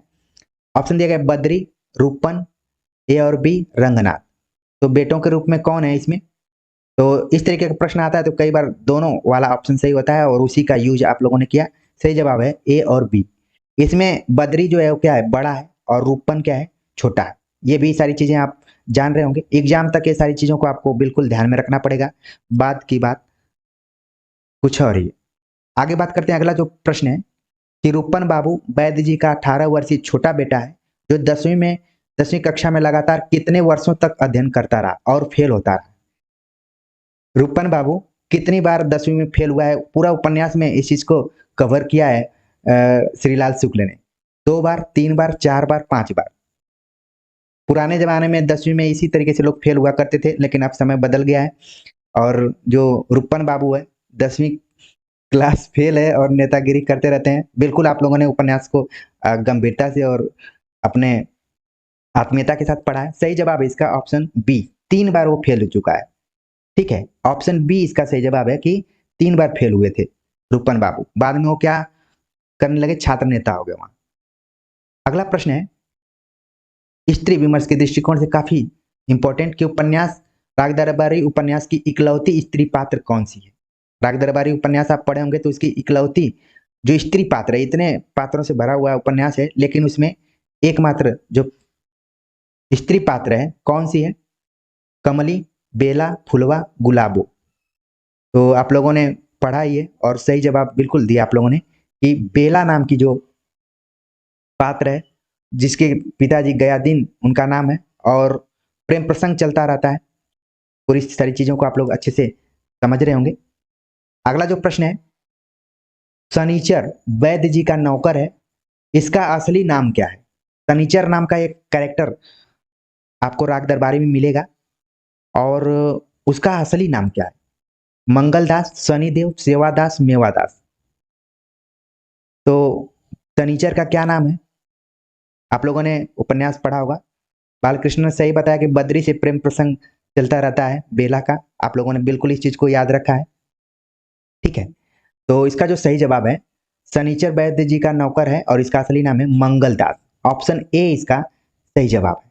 ठीक है, मंगलदास, और बाद में जाकर प्रधान भी बन जाता है। आप स्टोरी पूरी दिमाग में रखे होंगे चीजों को। अगला प्रश्न है राग दरबारी उत्तर प्रदेश, उत्तर प्रदेश के पूर्वांचल के एक कस्बा नुमा गांव शिवपालगंज की कहानी है। उस गांव की जिंदगी का दस्तावेज जो स्वतंत्रता प्राप्ति के बाद ग्राम विकास और गरीबी हटाओ के आकर्षक नारों के बावजूद घिसट रही है। ठीक है, तो ये कथन किसका है। ऑप्शन दिया गया नामवर सिंह, गोपाल राय, नगेंद्र, रामविलास शर्मा। तो ये बात कही है, क्वेश्चन नंबर 59 का जो सही जवाब है गोपाल राय ने इस बात को कहा है। ऑप्शन बी इसका सही जवाब होगा। अगला प्रश्न है ऐसी कौन सहकारी यूनियन है जिसमें भ्रष्टाचार नहीं। सही बात है, यथार्थवादी ये एकदम से कथन है। ऐसी कौन सहकारी यूनियन है जिसमें भ्रष्टाचार नहीं है, किसका कथन है, वैद्य जी, रूपन, गयादीन, शनिचर।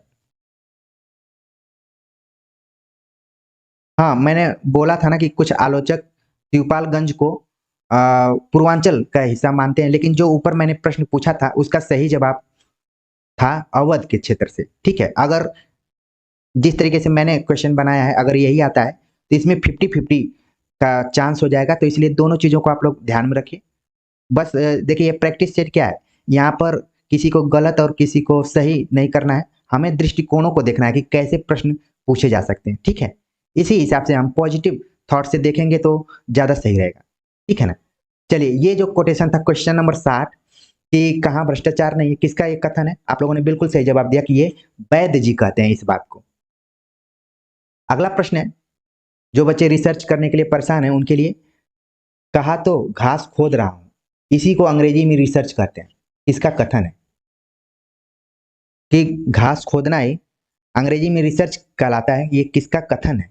ऑप्शन दिया गया रंगनाथ, वैद्य जी, मोतीराम, खन्ना। तो इसका जो सही जवाब है कि रंगनाथ इस बात को कहता है कि जो इतिहास विषय में रिसर्च कर रहा हूँ, एक तरीके से घास खोद रहा हूँ, और अंग्रेजी में इसको रिसर्च करते हैं और हिंदी में इसको शोध करते हैं। इस चीज को आपको ध्यान में रखना है। ये कोटेशन 1-2 बार परीक्षाओं में आ चुका है और जब भी मेला आंचल आप राग दरबारी पढ़े होंगे तुरंत आपके दिमाग में ये कोटेशन बैठ गया होगा। अगला प्रश्न है, हर हिंदुस्तानी की यही हालत है, 2 पैसे की जहां किफायत हो उधर ही मुंह मारता है, किसका कथन है। ये भी एकदम से यथार्थवादी कथन यहाँ पर है।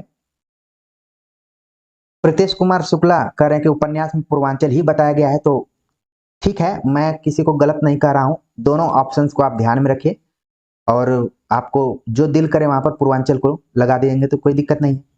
मैंने तो पहले ही बता दिया कि इसके 2 यहाँ पर ऑप्शंस दिख रहे हैं। हालांकि उसकी जो लैंग्वेज आप देखेंगे तो उसमें अवधि का भी मिक्सचर है। ठीक है, तो पूर्वांचल में भी कुछ ऐसे क्षेत्र आ जाते हैं जो कि अवधि मिश्रित भाषाओं का कुछ प्रयोग होता रहता है। ये जो क्वेश्चन नंबर 62 है कि हर हिंदुस्तानी की यही हालत है, 2 पैसे की जहां किफायत हो उधर ही मुंह मारता है, किसका कथन है? ऑप्शन दिया गया है रंगनाथ वैद्य जी, मोतीराम खन्ना। क्वेश्चन नंबर 62 का जो सही जवाब है वो है मोतीराम इस चीज को कहते हैं। मोतीराम जो कि विज्ञान के टीचर हैं और जानते हैं कि वो आटा चक्की चलाते हैं, उनका कक्षा में कम ध्यान रहता है और बाकी आटा चक्की की तरफ ही रहता है। आपने पूरा स्टोरी दिमाग में रखा होगा राग दरबारी का। सही जवाब है ऑप्शन सी, इसका सही जवाब है। अगला प्रश्न है जो कि आज का आखिरी प्रश्न है कि यूनिवर्सिटियों की हालत अस्तबल जैसी है, बड़े बड़े प्रोफेसर महज भाड़े के टट्टू हैं, किसका कथन है? प्रेमचंद, अज्ञे, श्रीलाल शुक्ल, हजारी प्रसाद द्विवेदी। ठीक है, तो सही जवाब है इसका ऑप्शन सी। अगले क्वेश्चन पे बात करते हैं। अगला प्रश्न है, मैं प्रश्न को पढ़ रहा हूं, आपके दिमाग में अगर कहानी पढ़े होंगे तो तुरंत इसका पता चल जाएगा कि कहां से इसको उठाया गया है। बड़े बड़े शहरों के इक्के गाड़ी वालों की जबान के कोड़ों से जिनकी पीठ छिल गई और कान पक गए हैं, उनसे हमारी प्रार्थना है कि अमृतसर के बम्बू काट वालों की बोली का मरहम लगाएं। यह कहानी, यह जो कथन लिया गया है, किस कहानी का अंश है? ऑप्शन दिया गया है, उसने कहा था, अमृतसर आ गया, कोसी का घटवार, परिंदे। तो यहाँ पर जितने भी बच्चे बैठे शामिल हैं इस प्रैक्टिस सेट में अपनी महत्वपूर्ण भूमिका निभा रहे हैं, वो सब उसने कहा था कहानी को बहुत ही अच्छे से पढ़े हुए हैं। ठीक है, जो बच्चे नहीं पढ़े होंगे वो अमृतसर आ गया पर लगा के आराम से बैठे रहेंगे, जब घर जाएंगे तो बोलेंगे कि ये अमृतसर इसमें क्यों लिखा था। ठीक है ना? तो ये जानबूझकर इसमें अमृतसर मैंने डाला हुआ है जिससे कि थोड़ा सा यहाँ पर कन्फ्यूजन क्रिएट हो, लेकिन जब आपको क्लियर रहेगा तो कन्फ्यूजन की कोई बात ही नहीं है। इसका जो सही जवाब है वो है उसने कहा था। बस आप अमृतसर से आपको नहीं भड़कना है, ठीक है ना? तो बाकी और सब गलत इसमें दिया गया है, उसने कहा था कहानी से इसको लिया गया है। बाकी आपने फैक्चुअल सब चीज़ें याद कर रखी हैं कि 1915 में चंद्रधर शर्मा गुलेरी, ठीक है ना? तो ये सब आएगा तो आप लोग कर लेंगे, लेकिन इस अंश को आप देखिए और पकड़ लिए कि उसने कहा था से लिया गया है। अगले क्वेश्चन पे बात करें। अगला प्रश्न है काफ़ी इंटरेस्टिंग प्रश्न। उसने कहा था कहानी का नायक बाजार से दही खरीदने क्यों गया था? उसने कहा था कहानी का नायक बाजार से दही खरीदने क्यों गया था? अगर जिन लोगों ने इस कहानी को बहुत ही गंभीरता से आराम से पढ़ा होगा वो तुरंत इसको बता सकते हैं कि कहानी का नायक जो है वो दही खरीदने क्यों गया था। ऑप्शन दिया गया, वो अपने मामा के केश धोने के लिए दही लेने आया था, वह दही खाने का शौकीन था, वह अपनी प्रेमिका को दही खिलाना चाहता था, इनमें से कोई नहीं। तो यहाँ पर जितने बच्चे जुड़े हुए हैं मुझे काफ़ी अच्छा लग रहा है कि उन्होंने कहानी के पोर्शन को बहुत ही बढ़िया से पढ़ा हुआ है, और इससे तो मेरा ही कॉन्फिडेंस बढ़ रहा है कि किसी भी तरीके से घुमाकर प्रश्न आएगा तो भी आप उसको आराम से सॉल्व कर सकते हैं। सही जवाब है कि वो अपने मामा के केश धोने के लिए दही लेने आया था और वहीं पर मुलाकात होती है। चलिए अगले क्वेश्चन पे बात करते हैं। प्रश्न है कि अतर सिंह की बैठक में वह मेरे मामा होते हैं, उसने कहा था कहानी में किसके मामा हैं? ये जो अतर सिंह है ये किसके मामा है? एक कोटेशन से इस प्रश्न को उठाया गया है। वो परिचय में अपने बताती है कि अतर सिंह की बैठक में वह मेरे मामा होते हैं, उसने कहा था कहानी में किसके मामा हैं? अतर सिंह की बैठक में बैठने वाले नायक के, नायिका के, दोनों के, इनमें से कोई नहीं। ठीक है, सही जवाब है, आप लोग नायक के बता रहे हैं लेकिन इसका जो सही जवाब है वो है नायिका के मामा है। वो पहले बताती है कि मेरे मामा जो है अतर सिंह की बैठक में जो रहते हैं वो मेरे मामा हैं। ठीक है, जो क्लास आपके लिए प्राथमिकता में हो उसको आप देखिए, कोई यहाँ पर प्रेशर नहीं है, बस स्वागत है हमेशा। ठीक है ना? जहाँ पर आप लोगों ने पेड दिया होगा वहाँ पर ज़रूर देखिए, उस समय का सदुपयोग कीजिए। चलिए अगले क्वेश्चन पे बात करते हैं। अगला प्रश्न है, पूछा जा रहा है उसने कहा था कि नायक के मामा का घर कहाँ था? उसने कहा था कहानी में जो नायक है उसके मामा का घर कहाँ था। ऑप्शन दिया गया है, उनका घर गुरु बाजार में है, उनका घर अमृतसर बाजार में है, उनका घर बाजार में है, इनमें से कोई नहीं।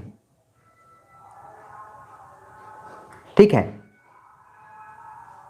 तो इसका जो सही जवाब है कि उसने कहा था कि जो नायक हैं उनके मामा का घर कहाँ है। आप लोगों ने अगर कहानी बढ़िया से पढ़ी होगी, ठीक है, उनके मामा का घर एक खास स्थान का नाम दिया है,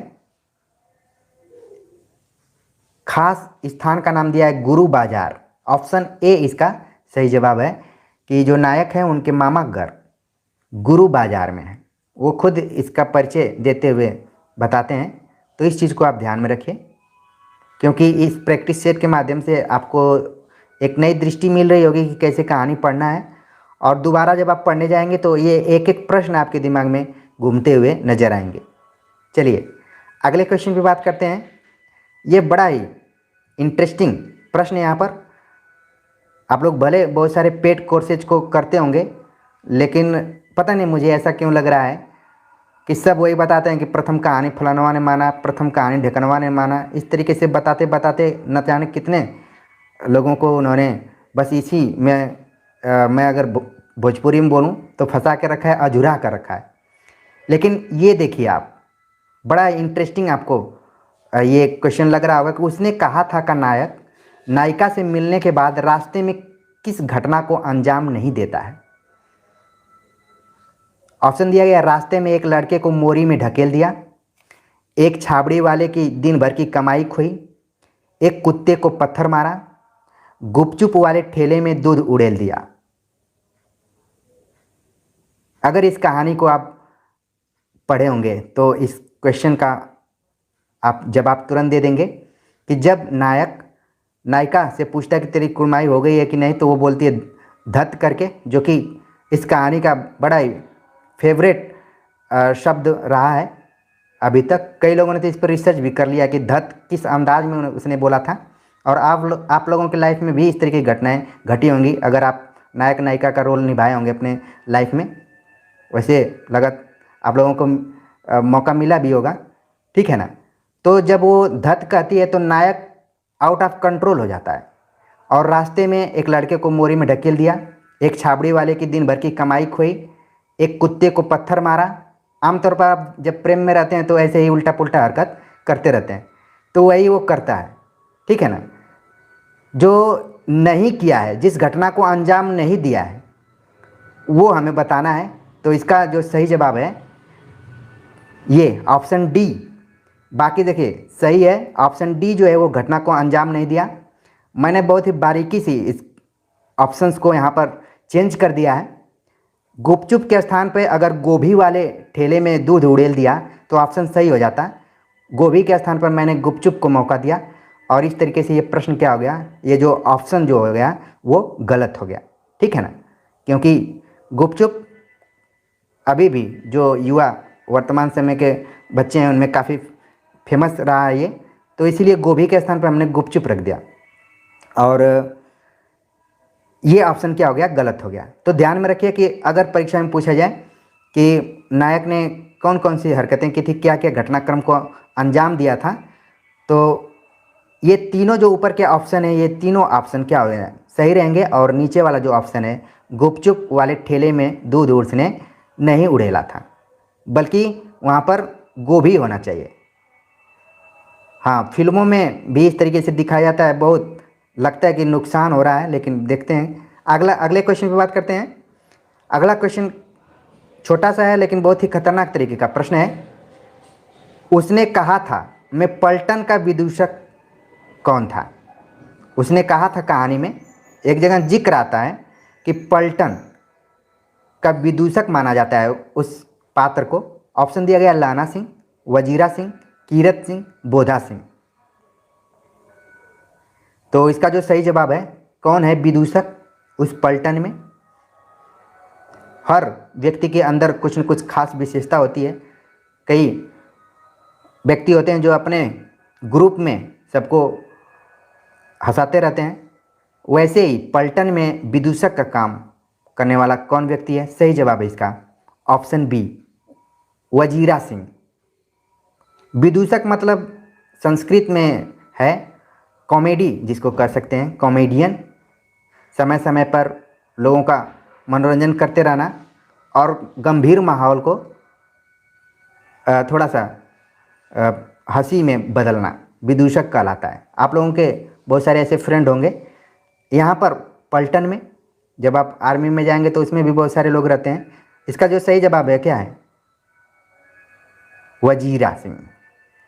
अगला प्रश्न है, काफ़ी इंपॉर्टेंट प्रश्न, कई बार परीक्षाओं में पूछा जा चुका है। मृत्यु के कुछ समय पहले स्मृति बहुत साफ हो जाती है, जन्म भर की घटनाएं एक एक करके सामने आती हैं, सारे दृश्यों के रंग साफ होते हैं, समय की धुंध बिल्कुल उन पर से हट जाती है, यह किस कहानी का अंश है? यह पैराग्राफ काफ़ी इम्पोर्टेंट है, किसी के लिए भी इम्पोर्टेंट है कि मृत्यु के कुछ समय पहले स्मृति बहुत साफ हो जाती है, जन्म भर की घटनाएं एक एक करके सामने आती हैं, सारे दृश्यों के रंग साफ होते हैं, समय की धुंध बिल्कुल उन पर से हट जाती है। ये जो अंश लिया गया है वो किस कहानी से लिया गया है? तो आप लोगों ने इसका सही जवाब बता दिया है, लेकिन इस ऑप्शन को देखिए। जो बच्चे उसने कहा था कहानी पढ़े थे उन्होंने तो बता दिया, लेकिन कुछ बच्चे हैं जो कि एग्ज़ाम हॉल में ही वहाँ पर रीजनिंग लगाना शुरू करेंगे, उनको लगेगा कि उसने कहा था, तो बिल्कुल नहीं है। पूस की रात कफन में से कोई हो सकता है, क्योंकि ये जो आपको पंक्ति दिखाई पड़ रही हैं ये चंद्रधर शर्मा गुलेरी टाइप की नहीं लग रही है, प्रेमचंद से कुछ मिलती जुलती है। तो बस क्या करना है, आपको ध्यान में रखना है, ठीक है ना। चलिए, इसका जो सही जवाब था उसने कहा था। अगले क्वेश्चन पे बात करते हैं। अगला प्रश्न है, ये काफ़ी इंपॉर्टेंट प्रश्न है। उसने कहा था, मैं जब नायक नायिका की पहली मुलाकात होती है तब उनकी उम्र क्रमशः थी। जब नायक दही लेने गया रहता है और नायिका उससे मिलती है तो उस समय उम्र क्या है? 12 व 8 वर्ष, 8 व 12 वर्ष, 21 व 18 वर्ष, 18 वर्ष या 16 वर्ष? ठीक है, तो इसका सही जवाब आप लोग बता रहे हैं। इसका सही जवाब आप लोग क्या बता रहे हैं? 8 और 12 वर्ष। नायिका को आप लोग यहाँ पर देखिए, प्रश्न पूछा गया, इसको बड़ा ध्यान से देखना है आपको।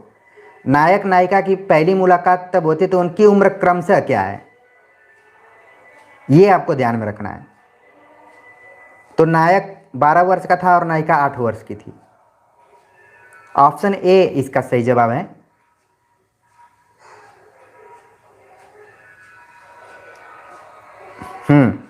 चलिए अगले क्वेश्चन पे बात करते हैं। अगला प्रश्न है, लहना सिंह कितने नंबर की राइफल्स का जमादार था? जब आप कहानी पढ़ेंगे तो उसमें बताया गया है कि लहना सिंह जो है वो कितने नंबर की राइफल का जमादार था। ऑप्शन दिया गया है 77 सिख राइफल्स जमादार, 33 सिख राइफल्स जमादार, 55 सिख राइफल्स जमादार और 66 सिख राइफल्स जमादार। तो बस इसको रंगने में आप लोगों को सही करना है। इसका जो सही जवाब है वो है 77 सिख राइफल जमादार। अंधा युग में किस घटना से कलयुग का आरंभ माना गया है? यहाँ पर माना गया है, अंधा युग में किस घटना से कलयुग का आरंभ माना गया है? जब अंधा युग नाटक आप पढ़ेंगे तो वहाँ पर सीरियसली आपको पता चल गया होगा। महाभारत का युद्ध, कृष्ण की मृत्यु, द्रोणाचार्य की हत्या, अभिमन्यु का वध। तो कलयुग का आरंभ कब से माना गया है? सही जवाब है इसका कृष्ण की मृत्यु से माना गया है। ऑप्शन बी इसका सही जवाब है। तो जो बच्चे नए पुराने सब तो जुड़े हुए ही हैं, आपको जो नया प्रश्न दिखाई पड़ रहा है उसको अपने नोटबुक पर ज़रूर आप नोट करते जाइए, जिससे कि आपका एक अलग से नोट्स तैयार हो जाए, ठीक है। चलिए, जानने के लिए आप सब जान रहे हैं, लेकिन प्रैक्टिस सेट में जब क्वेश्चंस आपके सामने आते हैं तब आपको लगता है कि क्या चीज़ आधा रहा, क्या चीज़ अधूरा रहा है। यानी कि आधे अधूरे प्रतियोगी परीक्षार्थियों के जीवन में भी ये जो पार्ट है बना रहता है। कभी कोई परीक्षार्थी ये नहीं कह सकता है कि मैंने 100% तैयारी कर ली है, अब मुझसे कहीं से पूछिए, ठीक है ना।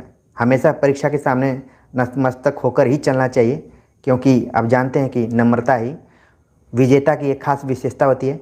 अगला प्रश्न जो है पूछा जा रहा है कि अंधा युग में प्रतिहिंसा का विषय है, सॉरी, अंधा युग में प्रतिहिंसा का प्रतीक है कौन सा पात्र? ऑप्शन दिया गया है गांधारी, दुर्योधन, कृतवर्मा, अश्वत्थामा।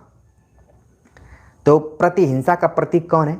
जैसा कि मैंने शुरू में बताया कि जब अंधा युग पढ़ेंगे आप तो अश्वत्थामा का कैरेक्टर बड़ा ही एग्रेसिव ढंग का है, उसमें इतनी व्याकुलता है कि आप खुद इस चीज़ का एहसास कर सकते हैं। तो इस तरीके से इसका सही जवाब है कि प्रतिहिंसा। हिंसा एक शब्द होती है और जब बदले की भावना होती है तो उसको प्रतिहिंसा कहा जाता है, हिंसा की प्रतिहिंसा। ठीक है, सही जवाब है ऑप्शन डी। अगला प्रश्न है, अंधा युग में कृष्ण को प्रभु नहीं वंचक माना है। ये भी एक बहुत ही महत्वपूर्ण फैक्ट्स है जो कि कई बार परीक्षाओं में पूछा जा चुका है कि अंधा युग में कृष्ण को प्रभु नहीं वंचक माना है। सारे लोग कृष्ण को प्रभु मानते हैं, लेकिन किस पात्र ने प्रभु को वंचक माना है? ऑप्शन दिया गया गांधारी, दुर्योधन, कृतवर्मा, अश्वत्थामा। तो इसका जो सही जवाब है ऑप्शन ए इसका सही जवाब है। गांधारी ने कृष्ण को प्रभु नहीं माना है बल्कि क्या माना है? वंचक माना है। ठीक है, इस चीज़ को बिल्कुल ध्यान में रखिए। कई बच्चे अश्वत्थामा बता रहे हैं लेकिन वो आंसर गलत है, ऑप्शन ए इसका सही जवाब है। अगला प्रश्न है जो कि कोटेशन के तौर पर पूछा जा रहा है, जो लिखना था वह लिखा गया, अब खुलासा बात यह है कि एक बार शो और ड्यूटी का मुकाबला कीजिए। यह कथन किसका है? ऑप्शन दिया गया है प्रेमचंद, कृष्णा सोबती, बाल मुकुंद गुप्त, सत्यजीत राय। तो इसका जो सही जवाब है, अगर आपने आरोह भाग 1 गद्य खंड अच्छे से पढ़ा होगा या फिर मेरे वीडियो लेक्चर को अच्छे से फॉलो किया होगा तो इसका सही जवाब आपके दिमाग में बैठ गया होगा। सही जवाब है ऑप्शन सी, बाल मुकुंद गुप्त का ये कथन है कि जो लिखना था वह लिखा गया, अब खुलासा बात यह है कि एक बार शो और ड्यूटी का मुकाबला कीजिए। अगला प्रश्न है, बाल मुकुंद गुप्त द्वारा लिखित विदाई संभाषण, जो कि आपके पाठ्यक्रम में चैप्टर के तौर पर लगा हुआ है, बाल मुकुंद गुप्त द्वारा लिखित विदाई संभाषण उनकी सर्वाधिक चर्चित कृति शिव शंभू के चिट्ठे का एक अंश है। यह कृति किस विधा से संबंधित है? ऑप्शन दिया गया है व्यंग्यात्मक उपन्यास, व्यंग्यात्मक कहानी, व्यंग्यात्मक निबंध, व्यंग्यात्मक आत्मकथा। तो इसका जो सही जवाब है विदाई संभाषण शिव शंभू के चिट्ठे का एक अंश है और यह क्या है? व्यंग्यात्मक निबंध है। ठीक है, ऑप्शन सी इसका सही जवाब होगा। अगला प्रश्न है, विदाई संभाषण नामक व्यंग्य कृति में किस वायसराय के अंग्रेजी शासन में भारतीयों की दयनीय स्थिति का खुलासा करता है? विदाई संभाषण नामक व्यंग्य कृति किस वायसराय के अंग्रेजी शासन में भारतीयों की दयनीय स्थिति का खुलासा करता है? ऑप्शन दिया गया Warren Hastings, Lord Dufferin, Lord Minto, Lord Curzon. तो इसका जो सही जवाब है ऑप्शन डी, लॉर्ड कर्जन जो वायसराय थे, उनके शासनकाल में भारतीयों की दयनीय स्थिति कैसी थी उसका पूरा यथार्थ चित्रण विदाई संभाषण नामक लेख में किया गया है और ये किसके द्वारा लिखा गया है? बाल मुकुंद गुप्त के द्वारा। अगला प्रश्न है, यह कथन किस लेखक की ओर संकेत करता है कि ऐसी स्थिति में विनोद प्रियता, चुलबुलापन, संजीदगी, नवीन भाषा प्रयोग एवं रवानगी के साथ ही एक साहसिक गद्य का नमूना भी है? तो ये जो क्वेश्चन है यहाँ पर कोटेशन के तौर पर प्रयुक्त हो रहा है, लेकिन आप देखेंगे कि ये खास लेखक की विशेषताओं को भी ये कथन बता रहा है। पूछा गया है कि यह कथन किस लेखक की ओर संकेत करता है कि ऐसी स्थिति में विनोद प्रियता, चुलबुलापन, संजीदगी, नवीन भाषा प्रयोग एवं रवानगी के साथ ही एक साहसिक गद्य का भी नमूना है। ऑप्शन दिया गया है प्रेमचंद, कृष्णा सोबती, बाल मुकुंद गुप्त, सत्यजीत राय। तो इसका जो सही जवाब है ऑप्शन सी, बाल मुकुंद गुप्त के संदर्भ में ये बातें कही गई। अगला प्रश्न है, बाल मुकुंद गुप्त ने किस शब्द की शुद्धता को लेकर महावीर प्रसाद द्विवेदी से लंबी बहस की थी? ऑप्शन दिया गया है स्थिरता, अनस्थिरता, अस्थिरता, अवस्थिरता। तो हिंदी साहित्य में ये खास इसको एक खास डिबेट के रूप में देखा जाता है कि बाल मुकुंद गुप्त और महावीर प्रसाद द्विवेदी के बीच एक शब्द को लेकर और वो शब्द की शुद्धता को लेकर बहस चली थी। महावीर प्रसाद द्विवेदी के तो बारे में आप लोग जानते हैं कि ये व्याकरण के नियमों को बनाने में अपना योगदान दिए। यहाँ तक कि एक लेक्चर में हमने आपको बताया था कि हिंदी व्याकरण नामक जो पुस्तक है कामता प्रसाद गुरु, महावीर प्रसाद द्विवेदी ने ही उनको भी प्रेरित किया था लिखने के लिए। और यहाँ पर बाल मुकुंद गुप्त और महावीर प्रसाद द्विवेदी के बीच में लंबी बहस चली। वो शब्द कौन सा था? ऑप्शन है बी, अनिश्चितता। बहुत सारे बच्चों को ये पूरा आंसर पता रहा होगा कि अनिश्चितता शब्द को लेकर बाल मुकुंद गुप्त और महावीर प्रसाद द्विवेदी के बीच में बहस चली थी। जितने नए बच्चे हैं उनको भी ये यहाँ पर तथ्य मालूम हो गया होगा। चलते हैं आगे, बात करते हैं अगले क्वेश्चन पे। अगला प्रश्न है, गलता लोहा किस विधा की रचना है? ऑप्शन दिया गया उपन्यास, कहानी, संस्मरण, रेखाचित्र। तो आपके पाठ्यक्रम में गलता लोहा नामक एक चैप्टर लगा हुआ है, तो वो किसमें है? सही जवाब है ऑप्शन बी, कहानी विधा के अंतर्गत है गलता लोहा। अगला प्रश्न है, गलता लोहा के लेखक हैं मनोहर श्याम जोशी, मुरली मनोहर जोशी, शेखर जोशी, राजेश जोशी। तो ऑप्शन बहुत ही कड़े मुकाबला वाला यहाँ पर आपको दिया गया है, बस थोड़ा सा आपको ध्यान रख के इसका सही जवाब देना है। गलता लोहा के लेखक कौन है? सही जवाब है ऑप्शन सी, शेखर जोशी। अगला प्रश्न है, गलता लोहा कहानी का मुख्य पात्र है। ऑप्शन दिया गया है मोहन, सोहन, त्रिलोकी मास्टर, गोपाल सिंह। तो जब भी आप गलता लोहा नामक कहानी पढ़ेंगे तो इसमें एक पात्र है मोहन, जो कि कहानी का मुख्य पात्र है। ठीक है, सही जवाब है ऑप्शन ए। बाकी सोहन नाम का कोई इसमें पात्र नहीं है, त्रिलोकी और गोपाल सिंह ये भी पात्र है, लेकिन इसका जो नायक है एक तरीके से वो मोहन है। एक दो और पात्र हैं जिनका जिक्र आगे किया जाएगा। अगला प्रश्न है, कोटेशन के तौर पर पूछा गया है, उसकी आंखों में एक सजग की चमक थी, बल्कि यहां पर होना चाहिए था सर्जक। ठीक है, उसकी आंखों में एक सर्जक की चमक थी जिसमें ना स्पर्धा थी ना ही किसी प्रकार की हार जीत का भाव। यह कथन किस पात्र के संदर्भ में कहा गया है? ऑप्शन दिया गया है मोहन, धनराम, गोपाल सिंह, त्रिलोकी। ठीक है, तो पात्रों को देखने से तो यही पता चल रहा है कि ये कोटेशन गलता लोहा नामक कहानी से लिया गया है। ठीक है, और अब किसके संदर्भ में कहा गया है ये यहां पर देखना है। सही जवाब है ऑप्शन ए, मोहन। अगला प्रश्न है, निम्नलिखित में से मन्नू भंडारी की कहानी नहीं है। निम्नलिखित में से मन्नू भंडारी की कहानी नहीं है। ऑप्शन दिया गया है, एक प्लेट सैलाब, मैं हार गई, तीन निगाहों की एक तस्वीर, महाभोज। तो जैसे ही आपने ऑप्शन देखा होगा तुरंत आपके दिमाग में इसका सही जवाब आ गया होगा कि मन्नू भंडारी की कौन सी ऐसी रचना है जो कि कहानी विधा के अंतर्गत नहीं है। सही जवाब है ऑप्शन डी, महाभोज।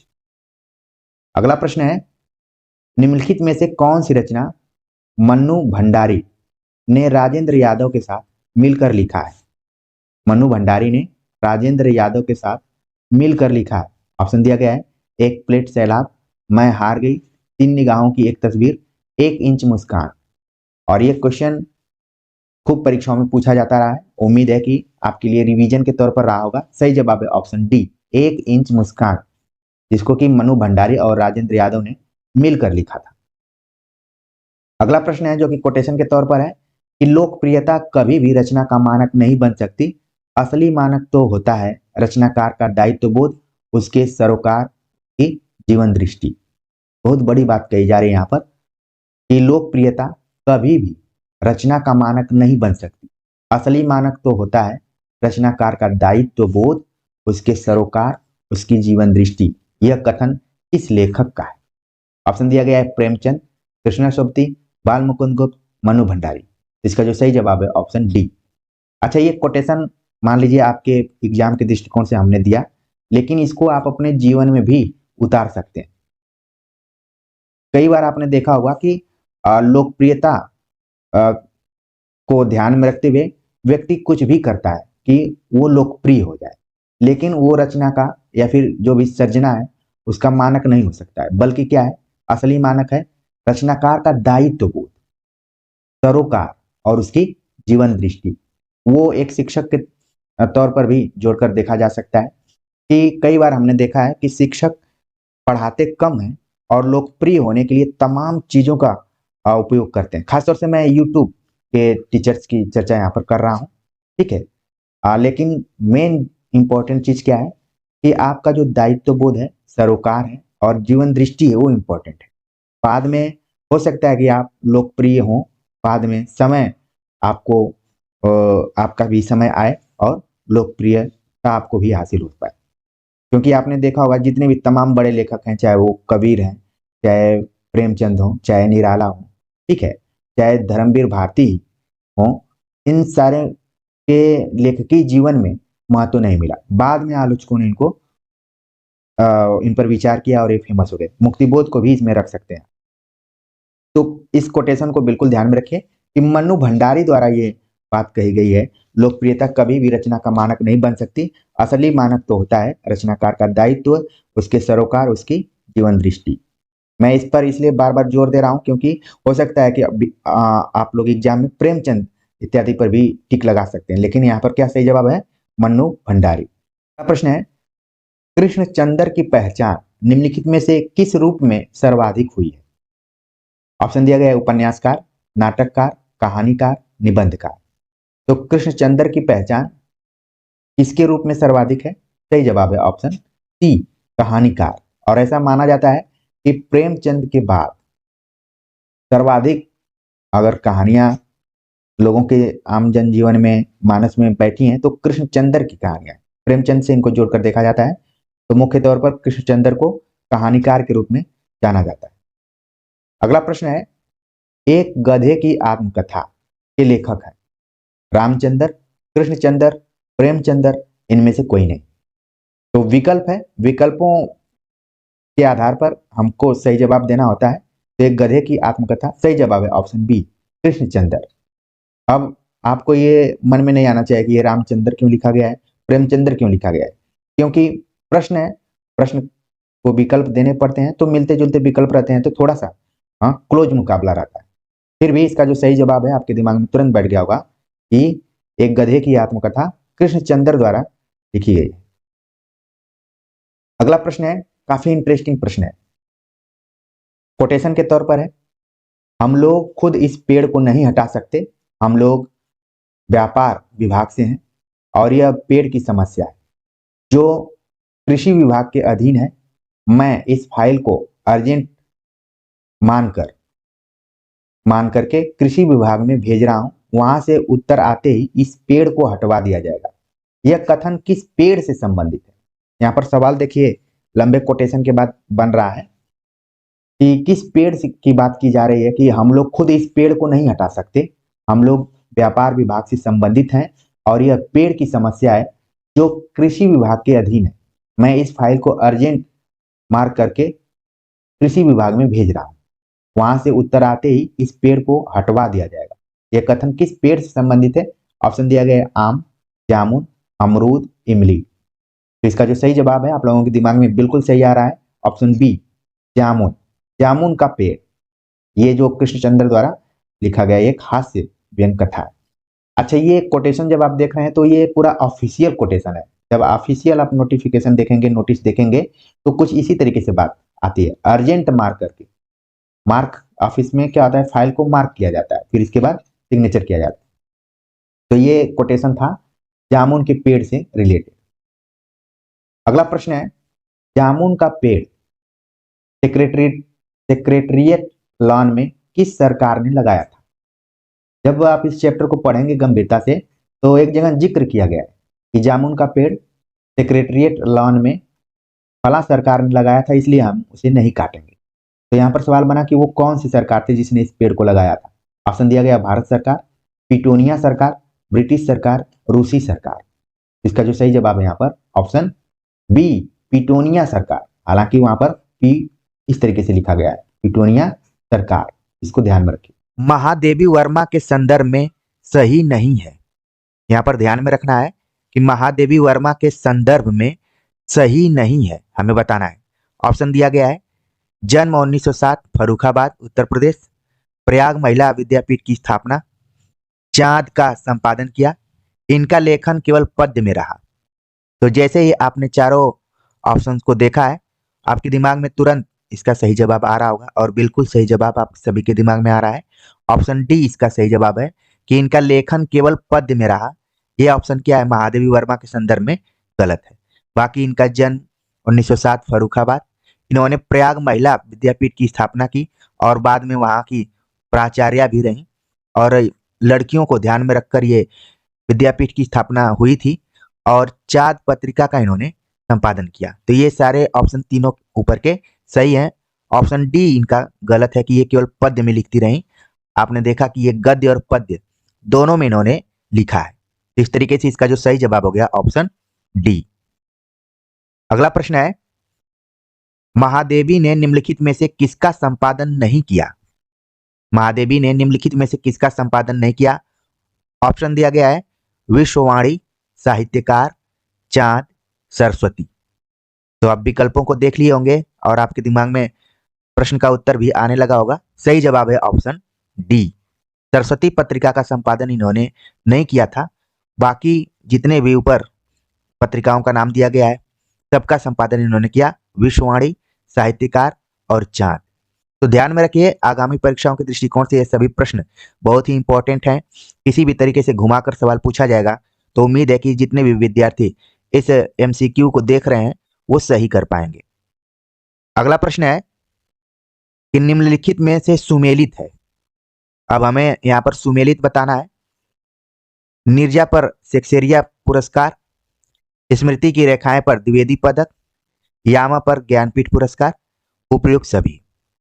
तो आप देख रहे हैं कि ये भी प्रश्न महादेवी वर्मा से ही संबंधित है और एक तरफ यहाँ पर रचनाओं का नाम दिया गया है और दूसरे तरफ उनसे संबंधित जो भी पुरस्कार रहे हैं, पदक रहे हैं, उनका नाम दिया गया है।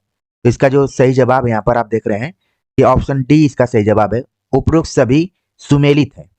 तो इस प्रश्न को बनाने का एक उद्देश्य यह भी था कि आप सभी परिचित हो जाएं कि महादेवी वर्मा को उनकी किन किन रचनाओं पर पुरस्कार और पदक मिले हुए हैं। तो नीरजा पर शेक्सपियर पुरस्कार मिला हुआ था।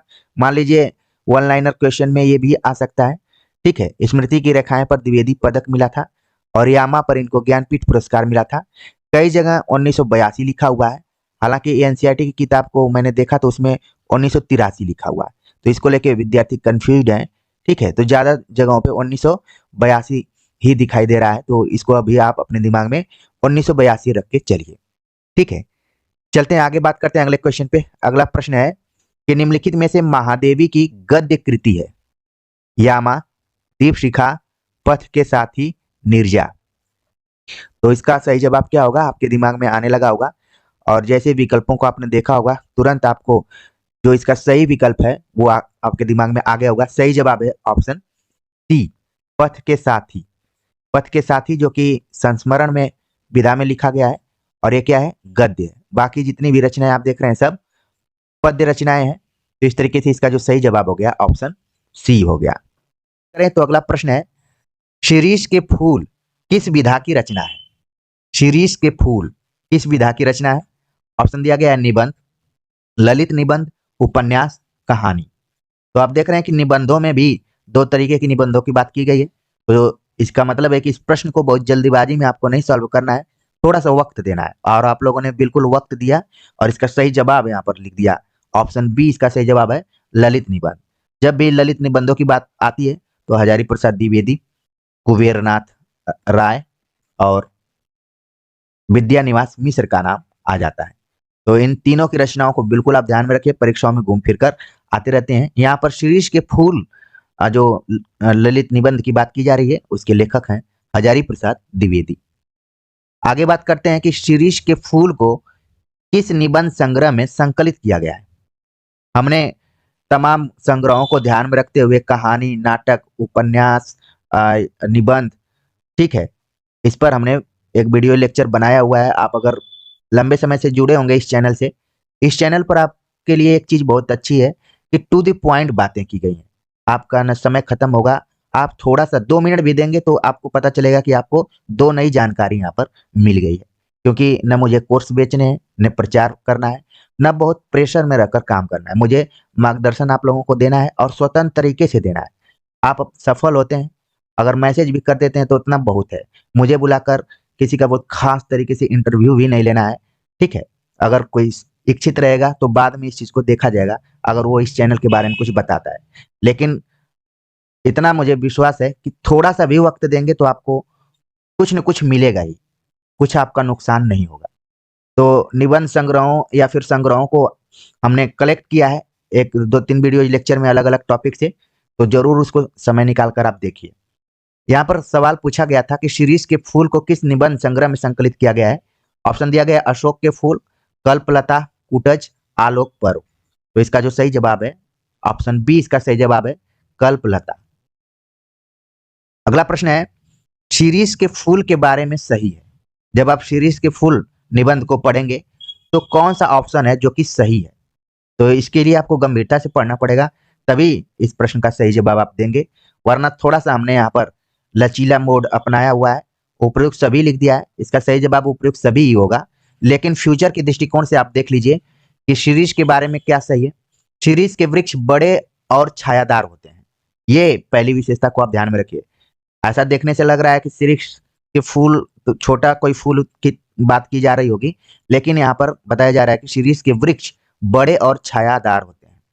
शीरीष का फूल संस्कृत साहित्य में बहुत कोमल माना गया है। शीरीष के फूल में मस्ती और फक्कड़पन है। तो ये तीनों विशेषताएं जो शीरीष के फूल के बारे में बताई जा रही हैं वो सभी सही हैं।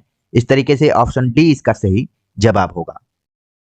अगला प्रश्न है कि हजारी प्रसाद द्विवेदी ने शीरीष के फूल की तुलना किससे की है।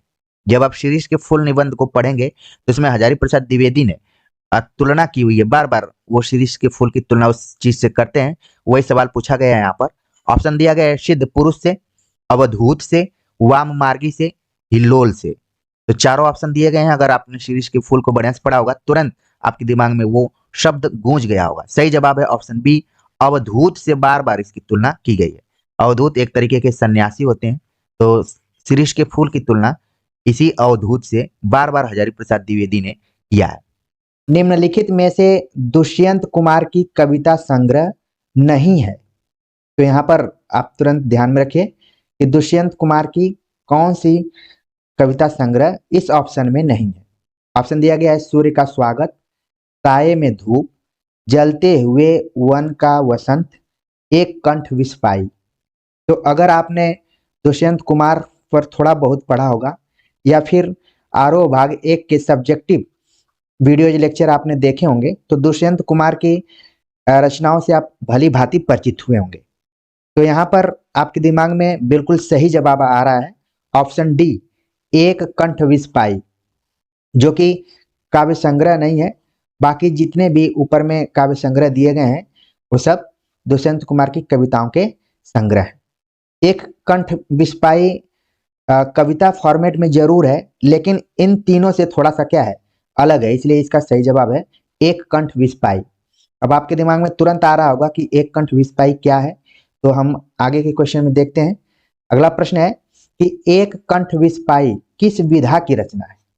ऑप्शन दिया गया है उपन्यास, कहानी, कविता संग्रह, गीति नाट्य। तो इसका जो सही जवाब है आप लोगों के दिमाग में आने लगा होगा, सही जवाब है ऑप्शन डी, गीति नाट्य है। ठीक है, तो नाटक तो है लेकिन गीत के फॉर्मेट में है। एक कंठ विस्पाई दुष्यंत कुमार का। अगला क्वेश्चन है छोटे छोटे सवाल, आंगन में एक वृक्ष, दोहरी जिंदगी आदि रचनाएं दुष्यंत कुमार की कैसी रचनाएं हैं। उपन्यास है, कहानी है, कविता है, नाटक है। छोटे छोटे सवाल, आंगन में एक वृक्ष, दोहरी जिंदगी, ये तीन रचनाओं का नाम यहाँ पर दिया गया है। और ये तीनों रचनाएं कैसी हैं, ऑप्शन दिए गए हैं। आपने मिलान कर लिया होगा कि इसमें सही जवाब क्या हो सकता है। इसका सही जवाब है ऑप्शन ए, उपन्यास विधा के अंतर्गत हैं छोटे छोटे सवाल, आंगन में एक वृक्ष, दोहरी जिंदगी। दुष्यंत कुमार के ये क्या है, उपन्यास है। चलते हैं आगे, बात करते हैं अगले क्वेश्चन पे। अगला क्वेश्चन बहुत ही इंपॉर्टेंट है, छोटा क्वेश्चन है लेकिन आप सभी का ध्यान आकर्षित करने के लिए इसको बनाया गया है।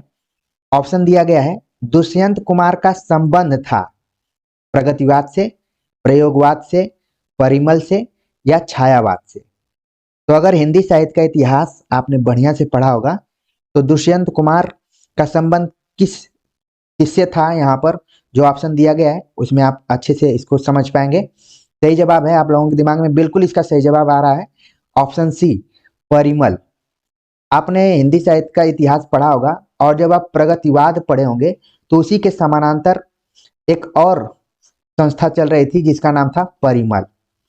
परिमल में धर्मवीर भारती का नाम सबसे पहले लिया जाता है और इन्होंने एक तरीके से इलाहाबाद में इस संस्था को स्थापित किया, प्रतिष्ठित किया, ठीक है। और प्रगतिवाद के एक तरीके से ये विरोधी माने जाते थे, तो उसी से दुष्यंत कुमार का भी संबंध था। और ये क्या थे, इन लोगों के था खुली रचनाएं करना, किसी वाद में बदकर नहीं करना है कि किसी विचारधारा पर या फिर किसी खास वाद को ध्यान में रखते हुए, इस टाइप का नहीं, खुली रचनाएं ये लोग लिखा करते थे, उसी का नाम था परिमल। कई बार इंटरव्यू इत्यादि में भी पूछ लिया जाता है परिमल की स्थापना कब हुई थी और उससे कौन कौन लोग जुड़े थे। तो पहला नाम तो आप दुष्यंत कुमार का जरूर ध्यान में रखिए। आगे बात करते हैं अगले क्वेश्चन पे। अगला प्रश्न है, दुष्यंत कुमार जाने जाते हैं कहानीकार के रूप में, उपन्यासकार के रूप में, नाटककार के रूप में, गजलकार के रूप में। तो ये बहुत ही आसान क्वेश्चन है, लेकिन फिर भी इसको परीक्षाओं में सॉल्व करते समय बहुत ही आराम से रंगने की जरूरत है, टिक लगाने की जरूरत है। और बार बार मैं ऐसे प्रश्नों को हल कराते समय इस चीज की तरफ जरूर आप लोगों को ले जाता हूं कि अति उत्साह में इसको गलत नहीं करना है। सही जवाब हो गया गजलकार के रूप में। जैसे मैं आप सभी से बात करने लगा, आप लोगों ने आंसर टिक लगा के ये इस इंतजार में थे कि अगला क्वेश्चन अब पढ़ा जाए।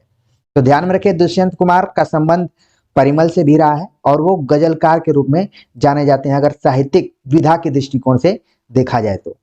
ठीक है, चलते हैं आगे, बात करते हैं अगले क्वेश्चन पे। अगला प्रश्न है, कहां तो तय था चिरागा हर एक घर के लिए, कहां चिराग मयस्सर नहीं शहर के लिए। ये दोनों पंक्तियां काफी इंपॉर्टेंट हैं, अक्सर आपने इनको मंचों से सुना होगा। और अब इन पंक्तियों के आधार पर सवाल पूछ लिया गया है, जो कि थोड़ा सा आपको ध्यान देने वाली बात है यहाँ पर। कहाँ तो तय था चिरागा हर एक घर के लिए, कहाँ चिराग मयस्सर नहीं शहर के लिए। इन पंक्तियों के संबंध में सही है। पहले शेर में चिराग शब्द बहुवचन में है, दूसरे शेर में चिराग शब्द एक वचन में है। ये पंक्तियां साए में धूप से ली गई हैं, उपरोक्त सभी। तो ये पंक्ति देकर आप देख रहे हैं कि 4 यहाँ पर तथ्य दिए गए हैं और मुख्य रूप से 3 ही तथ्य हैं, क्योंकि उपयुक्त सभी को बहुत मैं क्रिएटिव ढंग का ऑप्शन नहीं मान सकता हूं, लेकिन इन तीनों पंक्तियों को आप बिल्कुल ध्यान में रखिए कि क्या ये पंक्ति से रिलेटेड हैं। पहले शेर में चिराग शब्द बहुवचन में, तो आप देखेंगे यहाँ पर कि हाँ ये बात सही है। दूसरे शेर में चिराग शब्द एक वचन में, तो आप देखेंगे कि हाँ यहाँ भी क्या है, सही है। और सबसे इंपॉर्टेंट चीज है कि एनसीईआरटी की बुक में जो दुष्यंत कुमार की गजलें लगी हुई हैं या गजल लगी हुई हैं, वो किस कविता संग्रह से ली गई है, तो आपने पढ़ा होगा।